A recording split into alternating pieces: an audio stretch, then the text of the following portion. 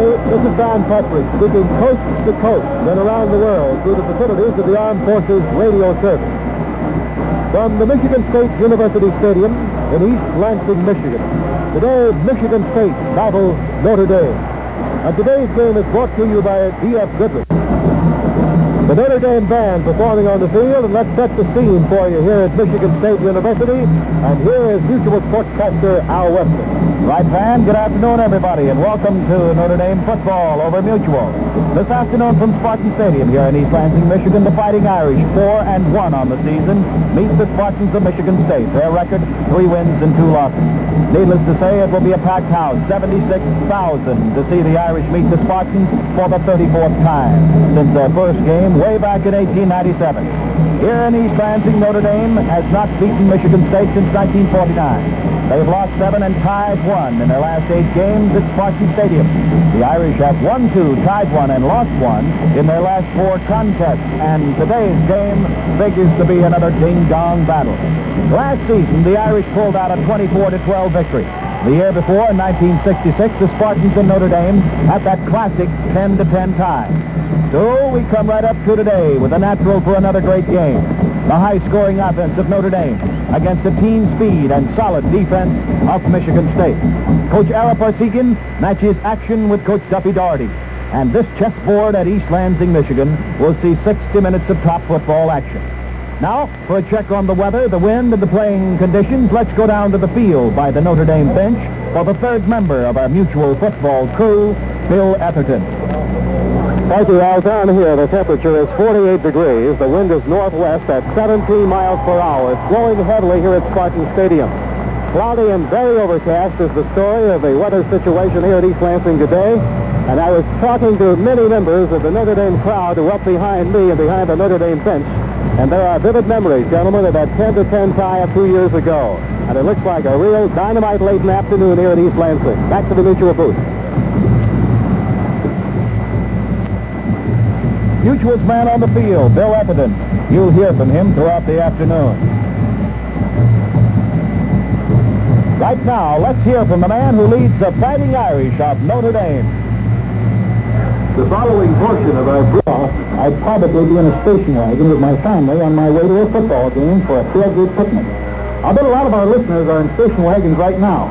And I know something else, too. What's that, Eric? Most of it. The 8-8. And this week, Notre Dame leads the nation in total offense. Coach, you used everybody in that ball game but the water boy, and still the score mounted. That's right, Van. We played everybody. It's always good to be able to put all the reserves in. It was one of those games, you know, you have all kinds of games. We had more breaks in that game than we would have in an entire season. We intercepted 3 passes and recovered 3 fumbles down deep in Illinois territory, and we capitalized on every mistake that they made. We're not that good and they're not that bad. It was one of those days where everything went well for us. I only hope that we can get breaks like that the rest of the year, and I know we'd be in good shape. Well, Terry Hanratty had a great day, although he didn't throw the ball too much in the second half, but he eclipsed George Gibbs. All-time overall offense record at Notre Dame, and that's one the folks thought would stay for a long time because some pretty good backs have had a crack at that record. Well, it did stay a long time, and it's a remarkable achievement. Terry Hanratty is the one that he has accomplished. 4,100 and about 70 or 80 yards, and he still has 5 games to play. I've been asked a number of times about Terry, his ability and so forth. I've mentioned that he has an innate knack for the game itself. He knows where people are. He understands the concept of the game. You know, a lot of people have physical ability, but he has a mental innate quality that is able to carry him through these ball games that many do not have. Along with that, he is big, he's strong, he has quickness, he has a great arm. He can throw the ball, as we call it, from one hash mark to the opposite sideline, which is a prerequisite for an outstanding passer, and he can get it there quick. He can throw the softball if he needs to. I personally feel that Terry's a tremendous quarterback, and of course he's a senior now. He's more experienced than he's ever been, and of course we're delighted to have had him, and I only hope that he finishes up the remainder of the 68 season as well as he has played the first 2.5 years of the time that he's been at Notre Dame. Coach, you know, we're talking about you leading the nation in total offense, but the opposition has been able to score on you. You're right. The opening part of the season, of course, as you well know, we had difficulty with our defense. We gave an awful lot of points and a lot of scores. I am pleased. We've had a lot of injuries and so forth, but I'm pleased with the last two ball games. We've only given one touchdown, and our pass defense has been better. We've intercepted 5 passes in the last 2 ball games, so we think we're improved there. You know, Van, better ideas help. Since 1949 has Notre Dame been able to beat Michigan State at East Lansing. Dan, I've been reminded of that on a number of occasions. It really has been a jinx. Since I've been at the university, of course, we've only been up here once, and it was a historic 1966 tie, 10-10 tie. But prior to that time, since 1949, and I don't know how many games that encompasses up here, I would imagine it was home and home basis. So you can readily see for about 10 contests that we've played up here, we have not won here. And of course, we hope to break that jinx this afternoon. Well, you're a heavy favorite to win it, but Notre Dame seemingly is always favored to win its ball game. Dan, I've been at the university for 5 years now and been involved in 45 games. I think it was a toss-up in our opening game, and we opened against Wisconsin in 1964. But since that time, we've been the favorites in every contest, and that doesn't mean a doggone thing. We were the favorites in the Purdue game, too. I just hope that we can play a good, solid, clean football game. We'll have more from Hanratty speaking on the nation's college football in just a moment. Quarterback Bill Triplett, or Pareco, who was the quarterback in the earlier ball game. Well, Van, I'll tell you, I've watched film of the last 2 ball games, one that they lost 14-13, and of course the other close ball game against the Wolverines over at Michigan. In both of those ball games, this Michigan State team has outgained and out-first down their opponent. They have been a victim of their own errors. They fumbled at the 1-yard line, at the 6-yard line in the first quarter of the Minnesota game, where they could have been on top 14-0. And this is the thing about a game. I think the football coaches fear the most that the weather and the breaks that might go against them, and you can't control a lot of these things. And I think Duffy has a fine football team now.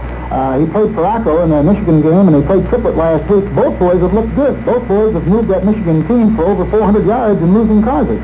So it gives you an idea of the capabilities of this squad. They started out with 3 consecutive victories, and now they've lost 2 close ball games, and you know they're going to be up for this one. There's just no question about it. The traditional rivalry that the Notre Dame and Michigan State game has brought about over these years is going to have them at a peak. We know that. I just hope that our boys, I think that we're up. I just hope we play a good, solid game, and I don't want to wish any bad luck on Duffy, but if he continues with those errors, I won't feel too badly about it. But they're due for a real good game. We're aware of that. I've advised our squad of that, and they know that Michigan State is a very capable ball club. And let me say this about the predictions. There hasn't been a game that has been won based on predictions. The predictors don't have to block and tackle, but our kids do, and so does the opponent. So we'll wait to see what the outcome is. Coach Alan Brenner, the fine split end of the Michigan State team, is one of the few two-way players. He plays safety on the defense. Right, and he's a good one. As a matter of fact, he's from Niles, Michigan, not too far away from South Bend. Has played very well for the Michigan State Ball Club. Has played for 3 years as a sophomore, junior, and senior. And in this modern day of platoon football, this is a rarity where a boy plays 2 ways. As a matter of fact, in the Minnesota ball game, he intercepted a pass and came clear down the field. They were going in. Minnesota was going in for a score. Benner picked it off and returned it to the 15-yard line, lateraled it off, and it was fumbled there, but they recovered and eventually got a touchdown. But he's a fine player. Coach, we have to take a 30-second timeout. The injury situation now on your team, and what kind of a football game do you look for today? Well, Ben, it seems like every week we have something happen. We will be without the services of Denny Allen, our starting left halfback. We missed him last week also. He still has the pulled hamstring. And Joe Freeberry, the linebacker who has started for us on our defensive unit for the last 2 weeks, is out for this ball game. He's been in the hospital with the flu. But we do have one blessing. We have Jim Wright back. Jim injured a knee before the Oklahoma game. He has missed 5 consecutive contests. He was to be our starting outside linebacker and was replaced by Bob Neidert, who was injured and is lost for the year. At least we have Jim back, and we will start him this afternoon in place of Joe Freeberry, who will be out maybe for another 2 games. And a wide-open ball game? It sure will be, I'll guarantee you that. Well, Coach Hanratty, thank you so much. A lot of good luck to you this afternoon against Michigan State. We'll be looking forward to talking to you from Philadelphia next week when you play the Navy. Thank you, Van. Okay. We'll have more for you on today's game in just a moment.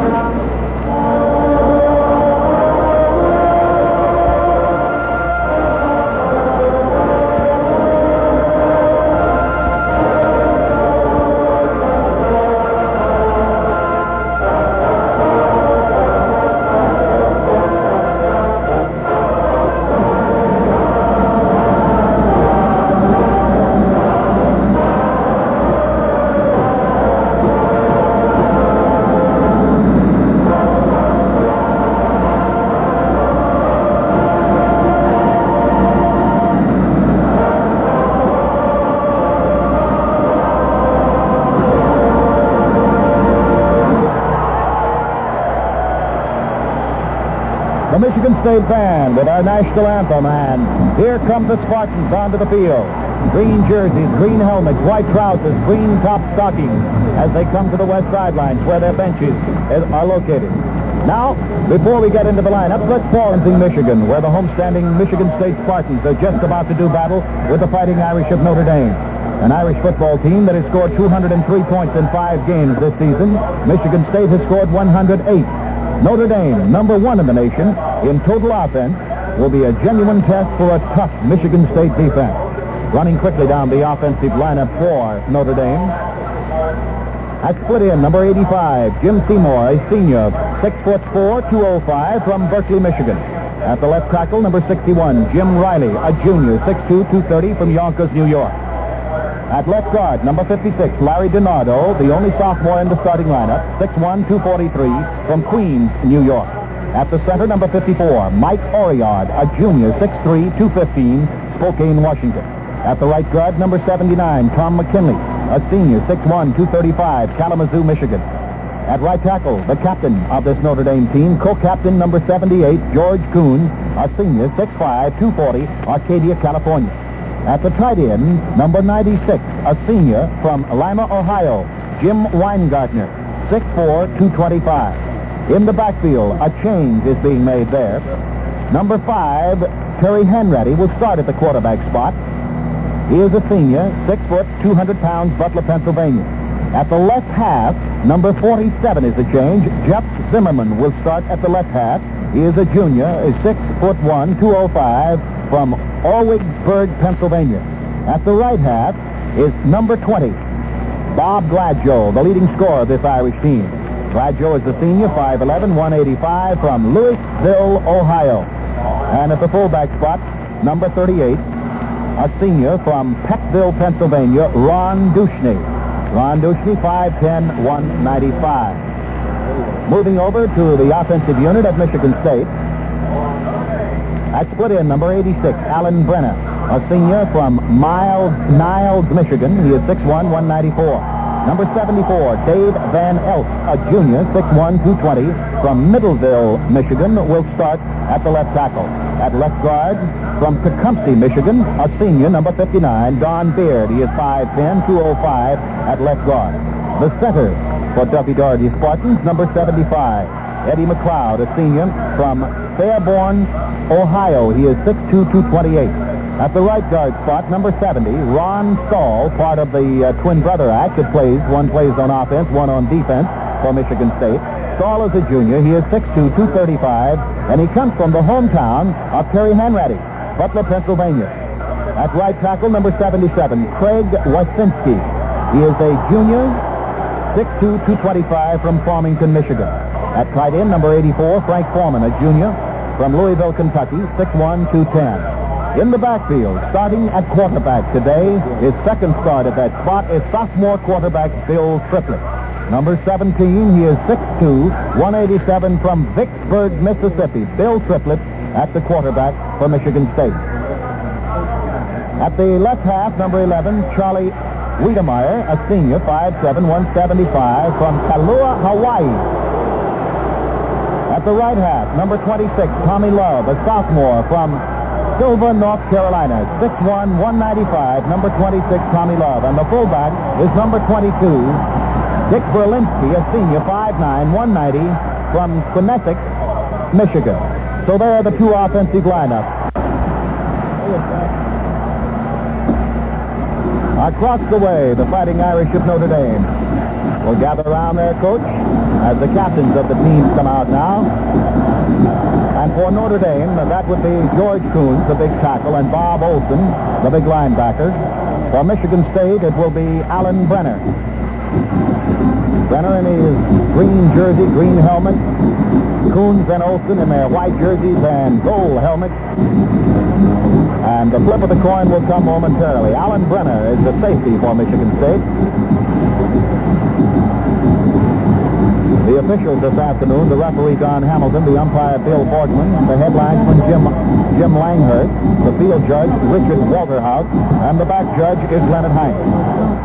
76,000 here at Spartan Stadium in East Lansing, Michigan. Notre Dame and the Spartans getting set to do battle. Across the way along the sidelines, the Notre Dame band blaring out now with the fight song of Notre Dame. Notre Dame has won the toss.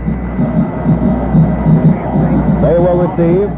Michigan State will kick off from the north goal. The Irish will receive at the south end of the stadium. Boyce will kick off for Michigan State, and dropping back are Coley O'Brien along with Bob Gladjo. Gladjo had a slight concussion. There was some question whether he'd be able to go or not, but the doctor says he's ready. So Gladjo dropping back now with Coley O'Brien right to the goal line. Michigan State with the wind at their back. Gary Boyce, number 20, to kick off. And the crowd standing, and we're ready to go. And here's the onside kick attempted by Michigan State, and the Spartans have the ball on the 41-yard line. The onside kick, and they got away with it.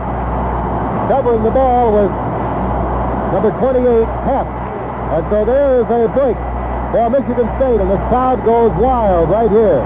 So it'll be first down and 10 to go now for Michigan State from the Notre Dame 42, and they caught him flat-footed, Al, with that one.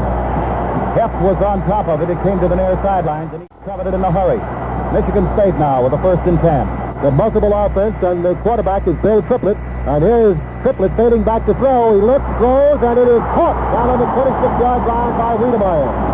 It'll be a first down for Notre Dame. As Triplett, the sophomore quarterback from that multiple offense of Duffy Doherty, faded back and hit Wiedemeyer for the first down. Walked the ball on the 22-yard line of Notre Dame, and this crowd is going wild out here as the Spartans are on the move quickly. 27 yards on the play. First down and 10 to go. Ball on the 22. Here's Triplett this time on a give to his fullback, Dick Berlinski, cracking over left guard. He gets across the 25 down to about the 24. In there was Olson to make the stop for Notre Dame, along with Mike McCoy. Mark it on the 25. On the 25-yard line, the series originating on the 27th. So make it now 2nd down and 8 to go from the 25-yard line of Notre Dame. Multiple offense again in the top of the I formation. Here's Tommy Love, the tailback, and here's the quarterback, Triplett, on the keeper. And Triplett is down to the 15 and on down to the 13-yard line. Blocking up front that time from Saul. Schumacher brought him down. Down on the 13-yard line of Notre Dame. It's another first down for Michigan State. And these Spartan Rooters are going wild out here. Now Olson talking to his defensive unit. That onside kick just caught him flat-footed, and they have not recovered. Brenner is split out to the left. They're in the I formation now. The slot I formation with Triplett calling the signals, and Triplett on the give again to the fullback. And he cracks up the middle, Love, and is dropped on about the 11-yard line. And there's Olson again to make the stop for Notre Dame, along with McCoy once more. Bill Triplett rolling off and making big yardage on the play a moment ago. Now here's Tim Kelly coming up to close the hole. The linebacker on the outside on the left side. Kelly from Springfield, Ohio, a sophomore and a very fine sophomore, defensively made the stop.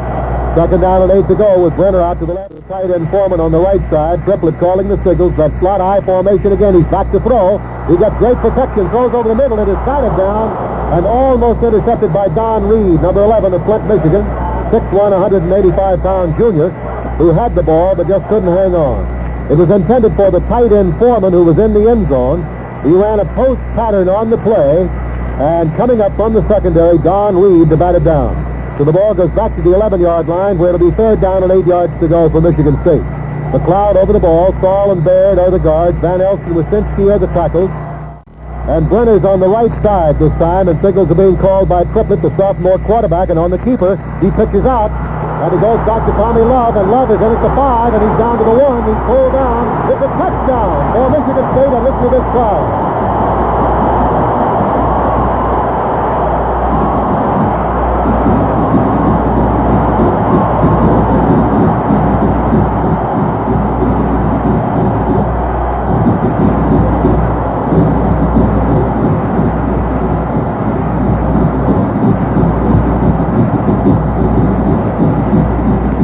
Back in our broadcast booth again, 42 yards and 6 plays. And now Boyce, who got away with that successful onside kick, will attempt the extra point. The kick is down, the kick is up, the kick is good. And the score is Michigan State 7, Notre Dame nothing. We'll be back with a mission on the Notre Dame sideline that must have caught the ball club flat-footed. They never really recovered in that drive. And you're right, and there are some very grim faces right down here at the moment. Arrow Parsegian is facing up and down right in front of me, and let's see what happens now. Back to you. All right, and now Notre Dame waiting to receive again, and this time they'll be looking for the onside kick, and I don't imagine that Michigan State will attempt it again. They went 42 yards in 6 plays, and the young sophomore quarterback, Bill Triplett, did a marvelous job of directing the ball club down the field. And so now Boyce is getting set to kick off again, and Gladjo going back in the deep safety spot for Notre Dame, along with Coley O'Brien. 13 minutes, 5 seconds to play in the first quarter. And the score is Michigan State 7 and Notre Dame nothing. And the Spartans were a 2-touchdown underdog going into this ball game today. A good football afternoon. The weather is crisp. The skies are a little overcast. The sun did come out briefly before the start of the ball game. So we're waiting now for the referee, Hamilton, to give the signal, and we'll get play underway now with Notre Dame waiting to receive for the second time in the ball game, and they have not had the ball offensively yet. Duffy Doran in his bag of tricks. He didn't wait till Halloween to come up with one. Here's the boot. Good end-over-end kick coming down to Gladjo at the 7. He's back to the 10, the 15. He goes to the 20, 25. And he's hit at the 25-yard line. And the tackle was made by Martin, a defensive end of Michigan State. So mark it first down and 10 to go now for Notre Dame from their own 24-yard line. Defensively, Martin, Dawson, Curl, Nowak up front with Saul, Daly, Law, and Breslin backing up the line with Waters, Brenner, and Heft in that secondary. Notre Dame, Oriard at center, McKinley and DiNardo at the guards with Coons and Riley at the tackle. And they split Seymour out wide to the left. The I formation, Ducheny and Gladjo completing it to give us to Gladjo, and Gladjo, he fakes to Gladjo and hits out to O'Brien, who's knocked out of bounds by Waters on about the 27-yard line, and Martin also on the tackle. He fakes the handoff and then pitched out to Coley O'Brien, who's in the backfield, along with Hanratty and Ducheny and Gladjo. So the ball is marked on the 27, a gain on the play of about 2.5. Coley O'Brien is flanked out to the left this time, and Jim Seymour goes to the right. Weingartner, the tight end, is on the left side. In the pro set formation, and Hanratty giving it off this time to Gladjo, and Gladjo skipping through the middle up over the 30 to about the 33-yard line, and is brought down on the 33. And they are shy of a first down. The tackle was made by Ron Curl, who is 6'2", a 225-pound sophomore from Chicago. So mark the ball on the 33-yard line of Notre Dame. Make it third down and 1 to go. We've got 12 minutes to play in the first quarter, and Michigan State leading by a score of 7-0. Now here's the slot I formation with Gladjo in the top of the I. Terry Hanratty calling the signals for Notre Dame, the balanced line. And the give now is to Gladjo, and it's a first down for Notre Dame as Gladjo comes up to the 37-yard line with it. In there making the tackle in the secondary, number 43 was Walters, a senior from Hillsdale. This feller, Bob Gladjo, is almost a hurdler, you might say. When he sees an obstacle in front of him, he'll go to the air. And it's interesting to note that the little guy only weighs 185. He's the leading scorer on this Notre Dame football team. He is what I would call a great one. And he's from Louisville, Ohio. Here's Hanratty rolling out to the right, looking downfield. He throws one that's over the head of the intended receiver, Gladjo, out in the right flat. Now that was a little safety valve pass in the right flat. Jim Seymour had run the deep pattern, but Seymour was covered, and Bailey, the middle guard, was putting the pressure on Hanratty. So Hanratty had to get rid of the ball. He flipped it to the safety valve, Gladjo out in the right flat. And Breslin also in there putting the rush on Hanratty. So it'll be second down and 10 to go for Notre Dame from their own 37. O'Brien and Seymour flanked to the left now for the Irish. The pro set formation with Gladjo, a setback with Ducheny, the fullback, and Hanratty is giving off to Gladjo, and Gladjo through the middle up to the 40, and that's it. He got 3 yards on the play, and the tackle made by Rich Saul, 6'2", 218 pounds, from Butler, Pennsylvania. Making the tackle right on the 40-yard line. Now this series originated on the 37, so it'll be 3rd and 7. And here's the key play coming up now for Terry Hanratty in this drive for Notre Dame. 10:58 to go in the first quarter. Michigan State leading by a score of 7-0. Seymour is flanked wide to the left. Gladjo is split to the right. Ducheny and Coley O'Brien are the setbacks. And Hanratty is going back to throw. He's looking downfield. He's rolling out to right. He throws one. It's completed out there on the 44-yard line. Completed to Ducheny, the fullback. And he's rolled up right on the 44-yard line. And let's see where they mark it when they bring it in from the sideline. It'll be right around that 44.5-yard line. So it will be 4th down now for Notre Dame. 4th down. Michigan State apparently has done their homework well. They know that Hanratty likes to go to the man on the sidelines when he needs yardage. Dropping back is Waters. And D'Ariati, the left-footed kicker, is back there, and he boots it away from Waters. The ball is hitting on the 30 and getting a bad roll for Notre Dame, and Coley O'Brien stops the ball on the 30-yard line, and so Michigan State will take over. That was a kick of 25 yards against the crosswind. And so it'll be 1st down and 10 to go now for Michigan State from their own 30-yard line. Michigan State leading by a score of 7-0, and here's Triplett, the young quarterback, 6'2", 187-pounder, 19 years old, a sophomore from Pittsburgh, Mississippi. And there's a timeout out of Michigan State, 1st and 10 for the Spartans. They're in the pro set now with a flanker to the left. And there's Triplett rolling back, looking downfield, throwing the deep pass, and it's incomplete. Intended out there for Wiedemeyer. And incomplete. Triplett is getting good protection. He's getting time to throw the ball and allowing his receivers to get downfield. That time he was covered up down there by Schumacher, the right outside linebacker, and the pass was thrown a little too tall for him anyway. So it comes back again to the 30, where it will be 2nd down and 10 to go for Michigan State from their own 30. The Spartans lead Notre Dame, 10 minutes to go in the first quarter. Now they split Brenner out wide to the right as the only flanker in the slot I formation. Triplett on the keeper, and he gets about 2 yards, and he's belted by Notre Dame. Right side of that line, Norrie and Lauk in to make the stop, along with Mike McCoy, number 77, who's on top. And from the secondary, Schumacher and Kuchenberg, all making the tackle right on the 32. So it'll be 3rd down and 8 yards to go now for Michigan State from that point, from their own 32-yard line. Clock moving away, 9.5 minutes to go in the first quarter. Michigan State, if you joined us late on the onside kick, got the ball on the 42-yard line of Notre Dame and moved in to score. Here's the I formation again with 2 flankers. And here's Triplett on the give this time to his tailback Love, and he is belted as he reaches the 35-yard line, making the tackle with Jim Wright, the right inside backer from Sparta, New Jersey, 6'1", 220 pounds, a sophomore who missed the first 5 games. And that brings up the 4th down now and 6 yards to go with the ball on the 34-yard line of Michigan State. That will drop Theismann back in the safety spot now with Gladjo. And back in kick formation goes Berlinski for Michigan State. Berlinski back in kick formation. He's the fullback. And the snap back to him, and he gets his kick away, and it's a good one. Theismann fielding the ball on the 30. Looks for some running room, and he's down on the 32 or 33. We'll have to wait till they unpile him. 37 yards on the kick. Gladjo is the leading rusher on this Notre Dame team with 71 carries, good for 300 yards.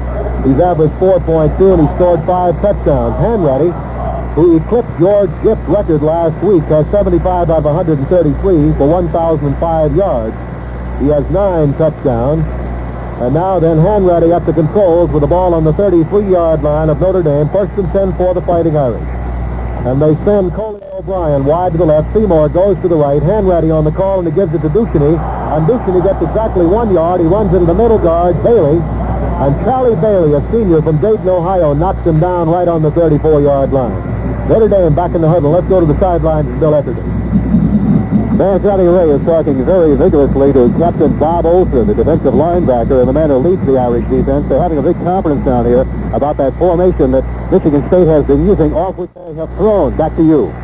Hanratty with 2 flankers again. Gladjo to the left, and Hanratty is going back to throw. He looks, he throws to Seymour, and he can't hang on the 48. Over there to cover was Waters, and Hanratty couldn't hold on to the ball, so it goes back to the 34 again. The ball was thrown very hard and a little tall for him. Checking in now defensively is Jay Breslin. And coming out of there for Michigan State, big number 96 running off his duck. So now with a 3rd down situation, it's 3rd and 9. They're getting some more pass protection in there, and back goes Hanratty to throw again. He's being rushed out there. He's rolling to the right. He's looking. He throws one to Seymour, and Seymour's got the ball on the 45. He's at the 50, the 45, and he's knocked out of bounds. Down on the 44-yard line by Heft, the defensive right halfback of Michigan State. 1st down, Notre Dame. Great pass protection and some fine scrambling by quarterback Terry Hanratty. He went in the pocket.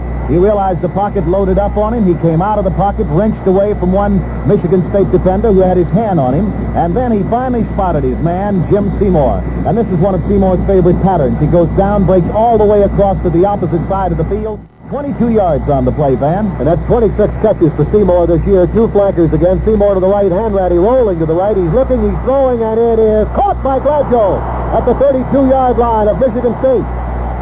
And Notre Dame on the move now. They have a first down on the Michigan State 32-yard line. First down and 10 to go. And on that play, it was the third first down. Mark it on the 32-yard line of the Spuds. Notre Dame back in the huddle again. The Irish trailing 7-0 in the first quarter, but they're beginning to move with that football. On the 32-yard line, out of the huddle they come. They send Seymour and Coley O'Brien wide left. The one setback is Duchney, the fullback. In the slot is Bob Gladjo. Tight end, Weingardner on the right side. Hanratty on the call. Hanratty on the give to Duchney.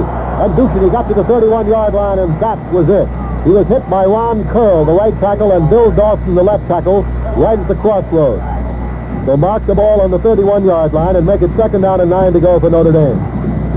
Well, the obvious game plan, of course, here for Michigan State was to get the football as quickly as possible. The onside kick produced that, and immediately in 6 plays, Michigan State was on the scoreboard with the only touchdown. And right now, it's up to their defense whether they can hold the scoring team of Notre Dame or not.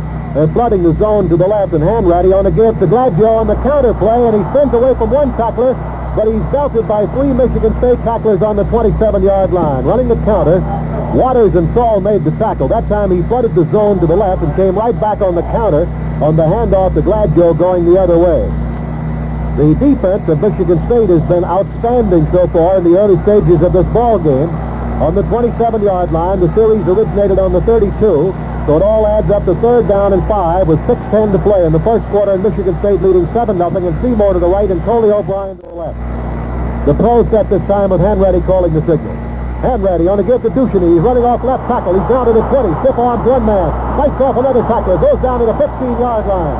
It's a first down for Notre Dame, and the Irish beginning to move. Great second effort there by Ron Duchney.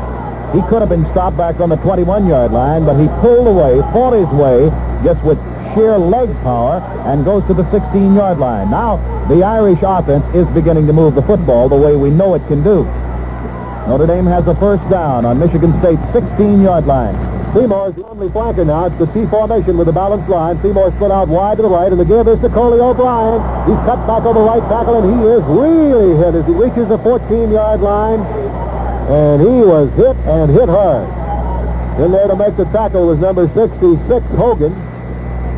And so, place the ball on the 14-yard line now, a gain of 2 on the play, and make it second down and 8 coming up. Second and 8 for Notre Dame.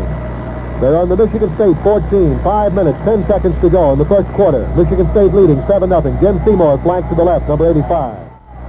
Here's the straight T formation again, with the 3 setbacks, and here's Hanratty on the keeper. He's down to the 10, he's down to the 5, he's down to the 1, he's out of bounds. They're going to mark it to 2. Beautiful run by Hanratty. Well, there was a great deception there as he sent his blockers to the right side. It looked as though it would evolve into a handoff, cracking the right side and then bootlegging it all by himself. Hanratty went to the left. Nobody in front of him, no blockers, nobody to clear the way. It was just a foot race to the sidelines, and he got all the way down to the 2-yard line, and now the Irish are knocking on the door for that tying touchdown. 5 first downs, and Hanratty has replaced O'Brien in the backfield for Notre Dame. Here's the slot I formation. The ball is on the 2, and the give now is to Gladjo. He's down to the 1 and stopped on the 1-yard line. Bob Gladjo, the leading rusher on the Notre Dame team. Making the tackle in there was Jay Breslin. Breslin, number 42, a 20-year-old sophomore from East Lansing. The ball is on the 1. O'Brien is back in, and Hanratty goes out. Next week will be at Philadelphia's John F. Kennedy Stadium. Navy will provide the opposition for Notre Dame.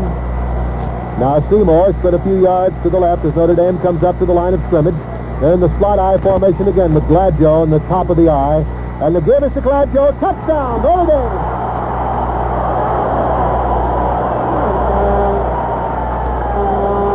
The Irish move 67 yards in 11 plays, and they're right back in the ball game. Now we'll have the try for extra points. Scott Hempel is in to attempt. Hanratty will hold.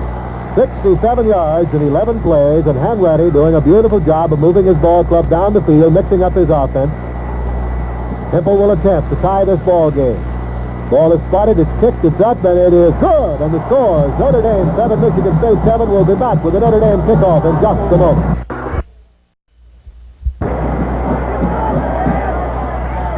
With the middle guard, Charlie Bailey, has 4 sophomores out of the 5 starters. So the sophomores got their baptism of fire in this one against Notre Dame and did not hold up too well. 7-7. While we've got a moment, let's pause 10 seconds for station identification. This is the Mutual Broadcasting System. Notre Dame football throughout the season here on 1540 Radio, KXEL, Waterloo, Iowa.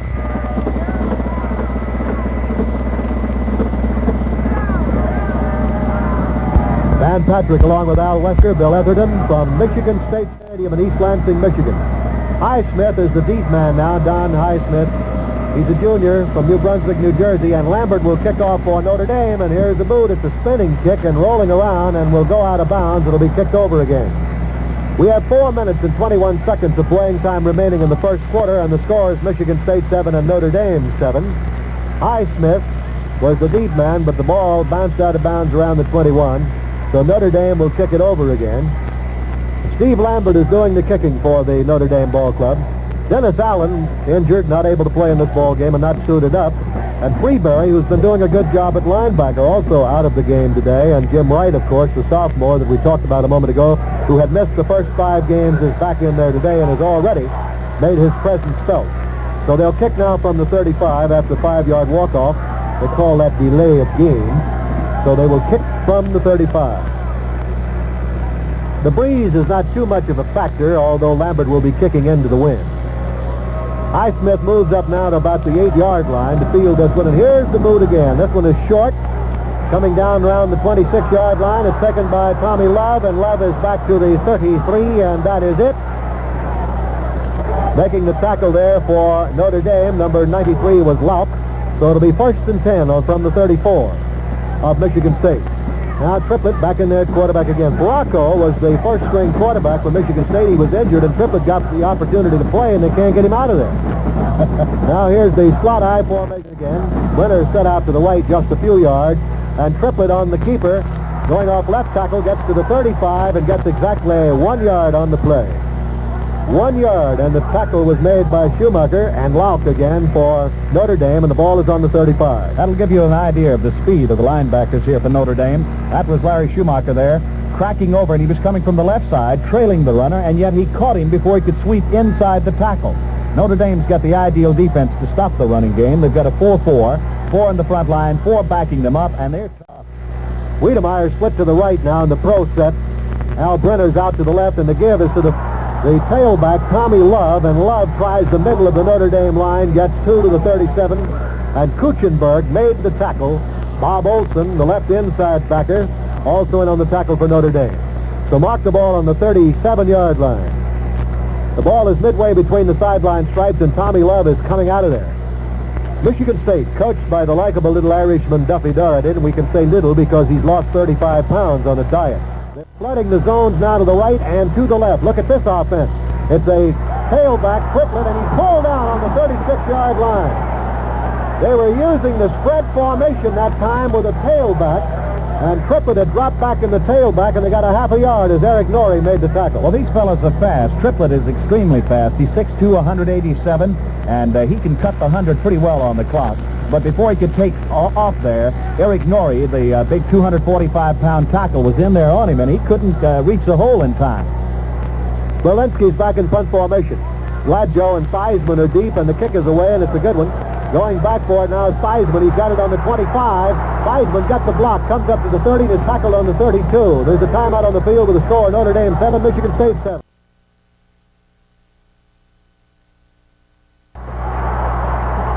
Here's a pass thrown to Seymour out in the right flat, and the whistle is blown up on the 43-yard line, and Waters made the tackle on it. The crowd booing because they thought the whistle was a little too fast as Hanratty completed to Seymour.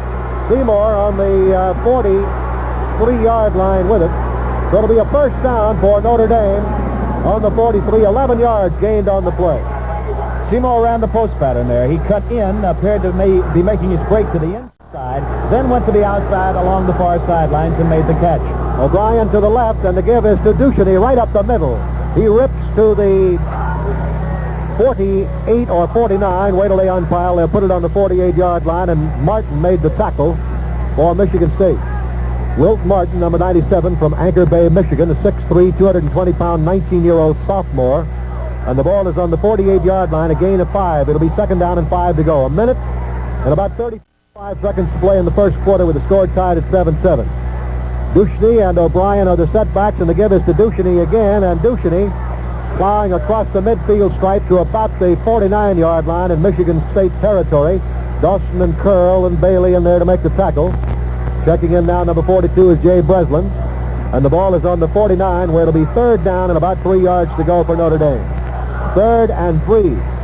Michigan State figuring Notre Dame to put the ball in the air on this particular play. Notre Dame has 50 yards passing and 56 rushing. But with a 3rd 3, Hanratty might stay on the ground. So let's see what happens right here. With the I formation to the slot, Hanratty on the call, and he goes back to throw. He's looking downfield. He's scrambling. He throws, and it is caught. Down on the 43-yard line of Michigan State. They may mark it the 44. It is caught out there by Coley O'Brien on the 44-yard line, where it'll be a first down for Notre Dame. This fella Hanratty is playing tricks with the football today. Believe you me, he is really firing the bombs. He's going and shooting right in the middle.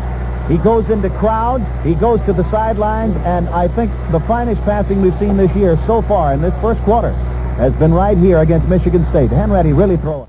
Hanratty on a pitch out this time to Gladjo. Following Hanratty, fumbles the ball, and let's see who got it. Michigan State recovered the ball on the 34-yard line. As Gladjo's fumble was recovered by the Spartans, and we'll get the man when they get up. Getting up from top of that football there, number 66, Hogan. Hogan was the man who recovered it. So there's the break now for the Spartans of Michigan State. They have the ball on their own 34-yard line with 25 seconds to go in the first quarter. And the score tied at 7-all. Now Brenner is split out wide to left. Trailing him out there is Wiedemeyer in the slot. The I formation with Triplett calling the signals, and Triplett on the keeper, pitching it back now to Tommy Love. Love is at the 40, and he's dropped on the 40. Let's check it here, about the 44-yard line where he was belted. And Reed is the man who made the tackle for Notre Dame. They're going to mark it on the 44-yard line in Michigan State territory. It'll be mighty close for a first down. And we have about 15 seconds to go before the end of the quarter. First down, second down it is, for just about a half a yard to go. Second down, about a half a yard. That's multiple offense. Flanked out the right, 2 men. Here's Triplett on the keeper. He gets some running room, gets a block. He's all the way down to the 45. He's down to the 44, and Don Reed makes the tackle for Notre Dame on the 44-yard line, and time is running out. Time running out here in the first quarter. The ball is on the 44-yard line. As you know, they call a timeout after each first down. Lambert was in there. Check it. Notre Dame. That is the end of the first quarter with the score. Notre Dame 7 and Michigan State 7. Now let's go down to the sidelines and Bill Etherton. Man, one of the most famous players of all time at Notre Dame is Nick Eddy. He did not play here in that 10-10 tie 2 years ago. He now is a member of one of your favorites, the Detroit Lions. Nick is sitting beside me here on the sideline. Nick, what do you think about this ball game today? Well, I think it's just another traditional battle between Michigan State and Notre Dame. As always, it's always a hard-hitting contest, and you can never tell. The momentum can change from one side to the other at any time, and it's always a good game. And it looks like we have another good one on our hands here. Nick Eddy, good to have you here. Back to you, Van. All right, the ball on the 44-yard line of Notre Dame. It's first down and 10 to go for Michigan State. That multiple offense with them flanked out to the left and a man in motion. The pitch to Tommy Love, and he is upended on the 44. He might have got to the 43. And Jim Wright is the man who made the tackle for Notre Dame. Also in there, number 77, McCoy and Kuchenberg, 75. Mark it on the 44. No gains, the most a foot, so let's just make it second down at 10 as we start play in the second quarter. Here at Michigan State Stadium, the ball midway between the sideline stripes on the Notre Dame 44. The I formation again with Wiedemeyer flanked out wide to the right. The pro set now. And here's Triplett going back to throw. He's looking, he throws, and this one is caught on the 25-yard line by Foreman. He's down to the 24-yard line before he is brought down. And so Michigan State has a first down on the 23-yard line of Notre Dame. And so the Spartans are coming right back. The score is tied at 7-7. But the green-shirted Michigan State Spartans are on the move again. Now Brenner's flanked out to the left. Wiedemeyer's in the slot to the left as they line up in the I formation. Notre Dame moving 6 men up in that front wall with 2 linebackers in tight, and Triplett on the keeper tries to lateral back and can't. He is dumped by Mike McCoy right on the 25-yard line. A loss on the play of 2. It'll be second down and 12 to go now for the Spartans, with the score tied at 7-all. Al? McCoy did a beautiful job there of handling Ron Saul, the offensive right guard, the junior from Butler, Pennsylvania. McCoy just went right through him, lifted all 228 pounds of the Ohio boy and a Pennsylvania boy, tossed him out of the way and got to the quarterback. Brenner to the left. In the slot is Wiedemeyer. The I formation. Love in the top of the I. And here's Triplett going back to throw. He gets time. He throws over the middle. It's caught by Foreman. He breaks a tackle. He's down to the 11-yard line before he's brought down by Notre Dame's Don Reed. It's a first down for Michigan State. And that's a total of 6 first downs, and the Spartans are on the move with a score tied at 7-7 and a tremendous ball game at East Lansing. Here's a timeout on the field call. Now we've got the job of Notre Dame's defense, facing the vaunted offense of Michigan State. And the Spartans, with a first down at the Notre Dame 11-yard line, will test them with everything in the books. A very fast, shifty sophomore quarterback in Bill Triplett, 2 fine halfbacks in Tommy Love and Charlie Wiedemeyer, and a big fullback in Dick Berlinski. You've got a combination to offer almost anything in the books, and I might add a pair of excellent receivers in split-in Alan Brenner and tight end Frank Foreman. That's what Michigan State will stack against the... Here's that I formation again, the slot I with Tommy Love, and here is the give to Love right through the middle. He's down to the 4-yard line of Notre Dame, and Don Reed brings him down. And you can give Saul, the right guard, McLeod, and Wyszynski on the right side of that line some credit on that one. Down on the 4-yard line, about the 4.5 actually. 13 minutes to go in the first half, with the score tied 7-7, and Michigan State is threatening again. Bill Triplett calling the signals with 1 flanker. Brenner out to the left. It's Tommy Love. It's Love down to the 2. And Notre Dame, the left side of that line, Kuchenberg and McCoy and Kelly and Olson all making the tackle. And they unpile him down on the 2. They may bring the chain in, but looks like it's shy by about half a yard of a first down. The official is taking a look at it. So far, he has not called for the chain to come out. Michigan State has 50 yards passing and 59 yards rushing. Mutual Sports sending you Notre Dame, Michigan State from East Lansing, Michigan, across the nation and around the world through the facilities of the Armed Forces Radio Service. 3rd and 1. Brenner asking for quiet so they can hear the signals. Quarterback sneak, touchdown, Michigan State. Triplett.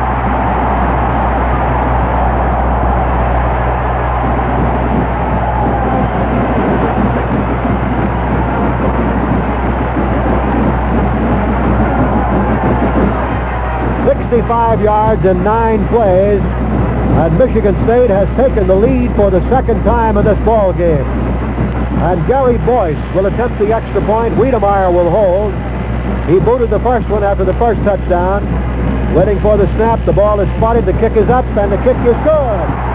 And the score is Michigan State 14, Notre Dame 7. We'll be back with the Michigan State kickoff in just a moment.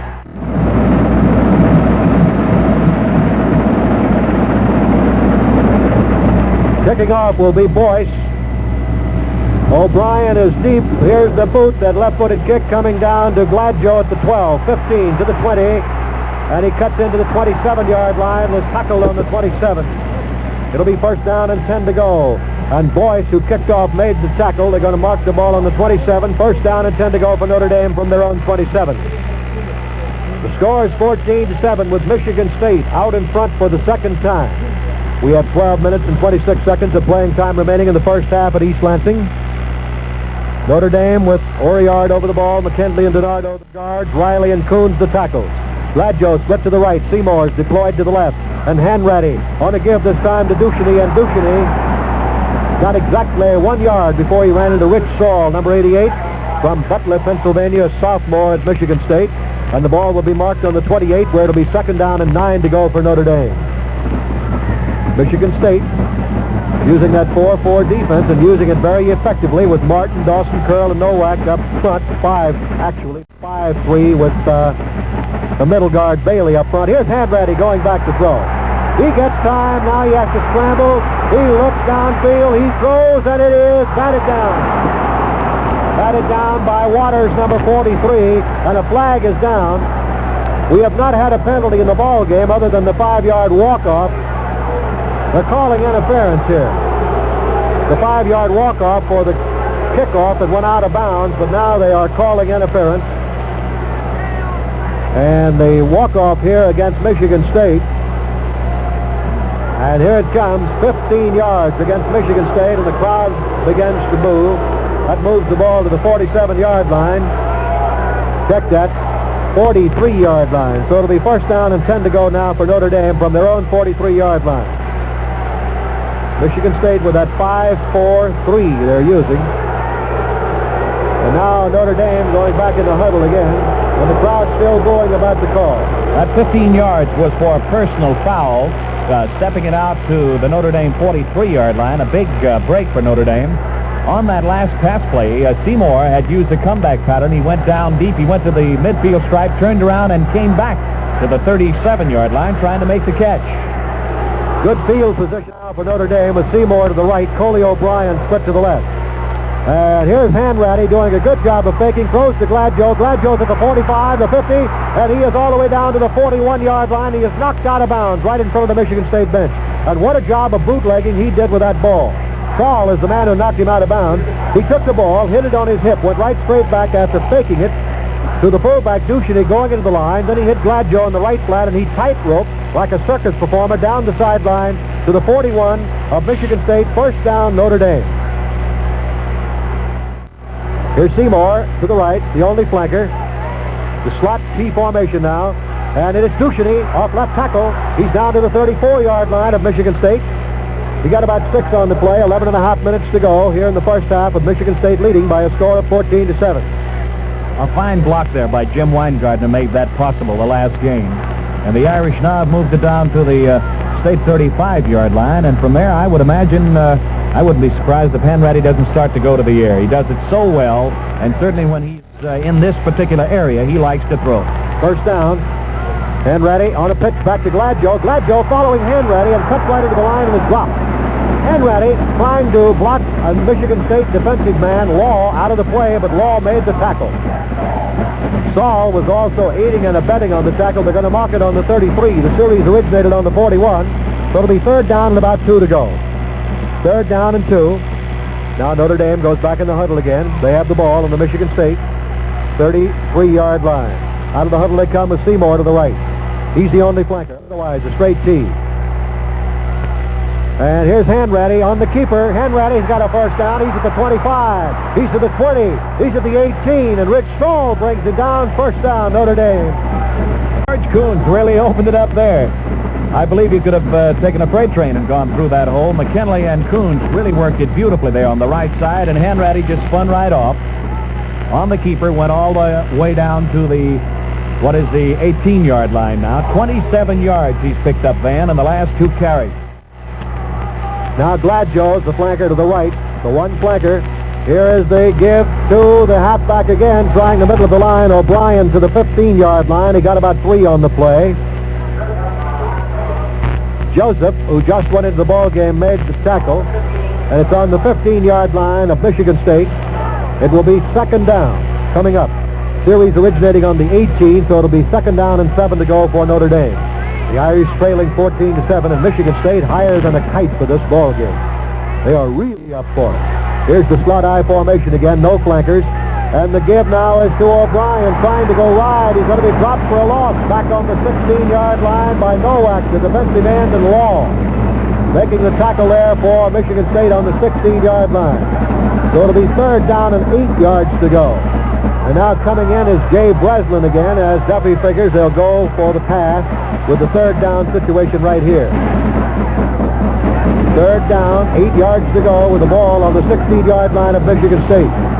State leading 14-7, 9 minutes to play in the first half. Hanratty on the call. Two flankers this time, and he's going back to throw. He looks downfield. He looks. He throws into the end zone. No, he can't hold it. O'Brien was wide open in the end zone, and he could not hold the ball. O'Brien was as wide open as you can get. Well, I said he's been throwing bullets, and that's exactly what he threw into the end zone to O'Brien. Believe me, you can almost hear the crack of the football when it hit O'Brien's hands in the end zone and went skidding right on through. Scott Hempel is coming in to attempt a field goal. The attempt will be made from the 23-yard line, so it'll be a 33-yard attempt. Hanratty will hold, an angle to the right. The kick is up, and the kick is no good. No good. He says no good, and then he says good. Held up. He spread his hands to indicate it was no good, and then holds them up and says it's good. And listen to the Michigan State booing team over there. Well, the score now is Michigan State 14, Notre Dame 10. We'll be back with the Notre Dame kickoff in just a moment. 33-yard field goal. The official had more trouble than my wife sometime in making up his mind on that particular play, and he finally called it good. 8 minutes and 52 seconds to go here in the first half of the ball game. Michigan State still leading by 4 points over Notre Dame after the 33-yard field goal. Highsmith is the deep man now as Notre Dame will kick off to Michigan State. Let's go to the sidelines of Bill Etherton. Ben, I've been sitting here talking to Art Bernardi from Butler, Pennsylvania, the coach of Terry Hanratty and the Saul boys in high school. And if you have ever seen the gamut of emotion, you should see him both encouraged and discouraged at times as his players sparkle on the field. Back to you. All right, Bill, and kicking off now will be Steve Lambert. Highsmith is the deep man, and here's the boot by Lambert, a good one this time, and Highsmith has to go back in the end zone. He comes back to the 5, 10, 15, hit, drop on the 18-yard line. Highsmith on the run back. In there, number 14 for Notre Dame coming down the field was Wack along with 83 Furlong. So it'll be first down and 10 to go. They're going to mark it on the 18-yard line, so place it down there, first and 10, and here's Triplett coming in now at quarterback for Michigan State. Check that yard marker where they have it, Buck. 19-yard line, on the 19-yard line they place it. So give it to Michigan State right there. They get first down and 10 to go for the Spartans. The I formation, two flankers to the left, and here's Triplett. He is hit, fumbles the ball, but Michigan State recovers it. Oh, what a play that defensive back made coming in there for Notre Dame. And he bumped him and it disengaged him from the football, but Love recovered the ball, and Schumacher really hit him, Al. That's where Schumacher comes in strong. He will charge you. He'll come over there and blitz, and when he does, believe me, if he gets a shoulder into you, he can lay the timber to you. He's a big boy, 6 foot 205, a junior, has 19 tackles credited so far this year. Second down and 10 to go for Michigan State. Triplett handing off this time to Love, and Love is tripped up as he reaches the 21-yard line by Jim Wright, the right inside backer of Notre Dame, on the 21. So give him 2 on the play and make it third down and 8 coming up. Mutual Sports sending you the Notre Dame Michigan State football game from East Lansing, Michigan. The Michigan State Spartans are leading Notre Dame 14-10. Love is coming up. Bowdell has gone in there. 3 ends, Brenner, Foreman, Bowdell. And here's that spread formation again with Triplett going back to throw. He's intercepted by Notre Dame. It's intercepted in there by Charlie Schlock. And Schlock is tackled and brought down. He was tripped up back on the 29-yard line. Charlie Schlock from Fort Lauderdale, Florida, is the man who intercepted the ball. He lost about 6 yards going laterally across the field there, but I know that Schlock wanted to do one thing, pick up his blockers and try to get to the far sideline. That's where his momentum was carrying him, and that's all he could hope for. Well, he lost about 6 yards, but he did a good job after holding on to that football, carrying it, and now Notre Dame has possession. And they have it on the 30-yard line of Michigan State with 7.5 minutes to go in the first half. Gladjo to the right. And here's Hanratty going back to throw again. He's looking, he throws, and it is caught by Seymour. And he is out of bounds on the 17-yard line as Waters knocked him out of bounds. He had 2 men on him, but he managed to hang on to that football. And they'll bring it in, place it down on the 17-yard line, where it will be a first down for Notre Dame and a 10 first downs for the Irish. Seymour had him beat by 1 step. They had him 2-on-1 there, but he had him beat by a step to the inside so he could catch that inside pass, but it took a great throw by Hanratty to get it to him. Now Hanratty on the call again, and Michigan State into the Notre Dame backfield, and flags are down. Now let's see, it's illegal procedure against Notre Dame. Michigan is leading Minnesota 12-0 in the battle for the Little Brown Jug. Seymour has caught 3 passes for 46 yards. Hanratty has hit on 7 out of 10 for 84 yards. And this looks like it's going to be a 15-yarder against Notre Dame here. Let's check. Wait, no, he says 5. Illegal procedure, that is the penalty we first called. And they move it back to the 22-yard line. The series originating on the 17. So it'll be first down and 15 yards to go now for Notre Dame from the Michigan State 22-yard line. Gladwell is flanked to the right, Seymour to the left. 14-10, State leading. Here's Hanratty on the give this time to Coley O'Brien on the counter. He's hit right at the 22. There was no gain on the play. No gain on the play. Let's take 10 seconds for station identification. This is the Mutual Broadcasting System. Notre Dame football throughout the season here on 1540 Radio, KXEL, Waterloo, Iowa.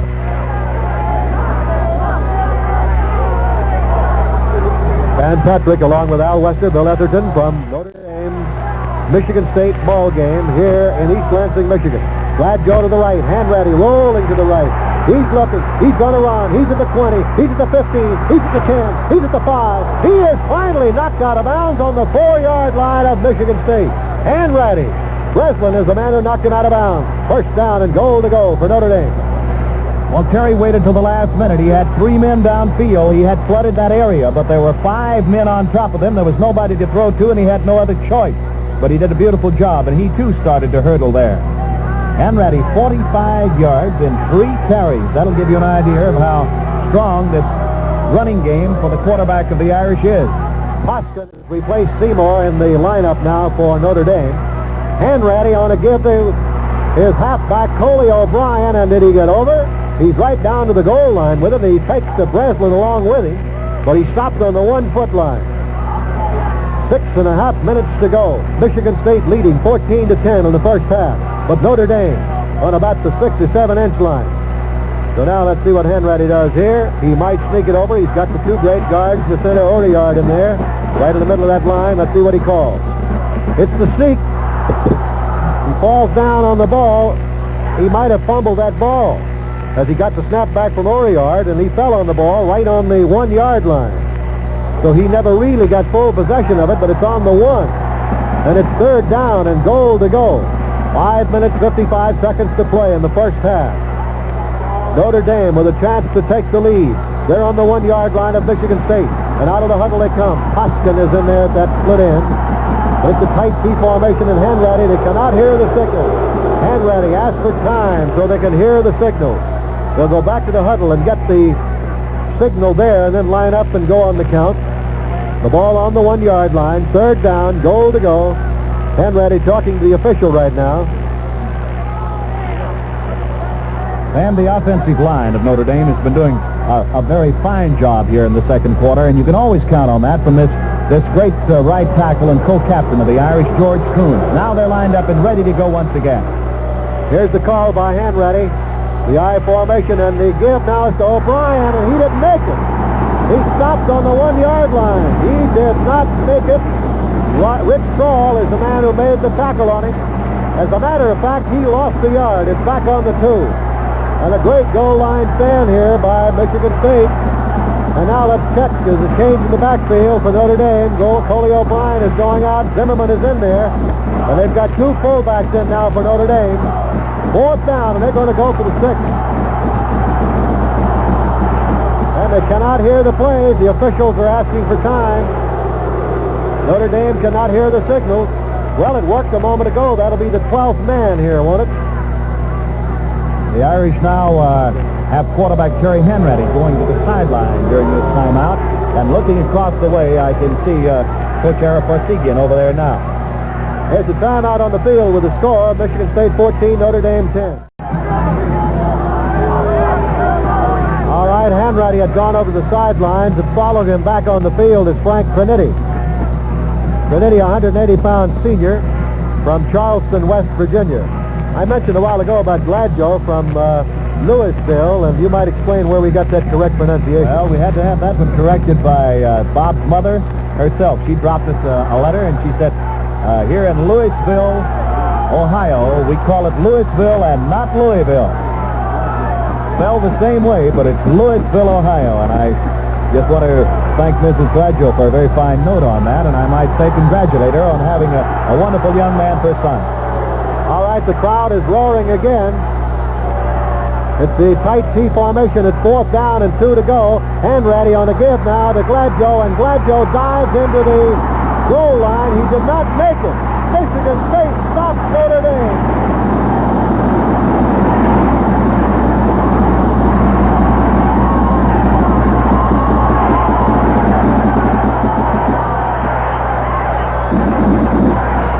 Paul and Dawson are the men who stopped Notre Dame on the 1.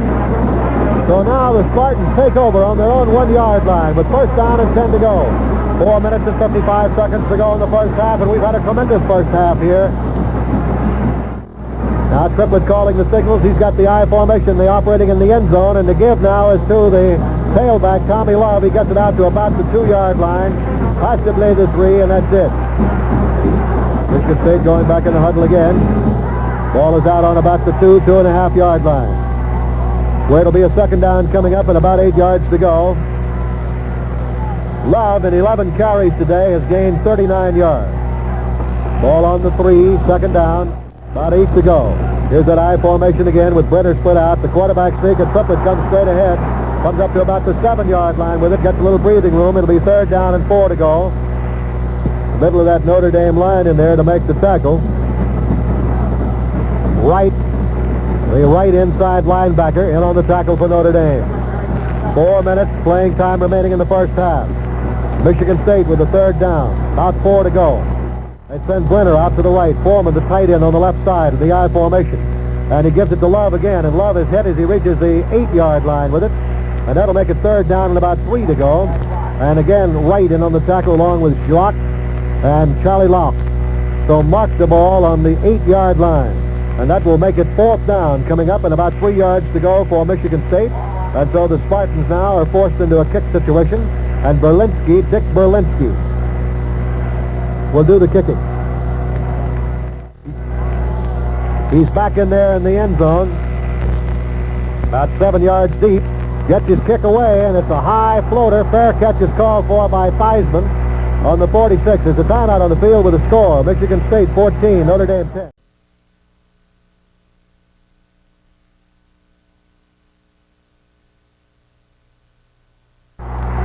Here's Gladjo taking a pass from Hanratty at the 35. He's down to the 30, and he's tackled on the 30 by Law. Let's see where the officials mark it as they bring it in. They place it right on the 30-yard line. It'll be a gain of 16 yards on the play. It'll be 1st down. 1st down. Notre Dame out of the huddle. We've got 3 minutes, 3 seconds to go in the first half. They send Gladjo out to the right.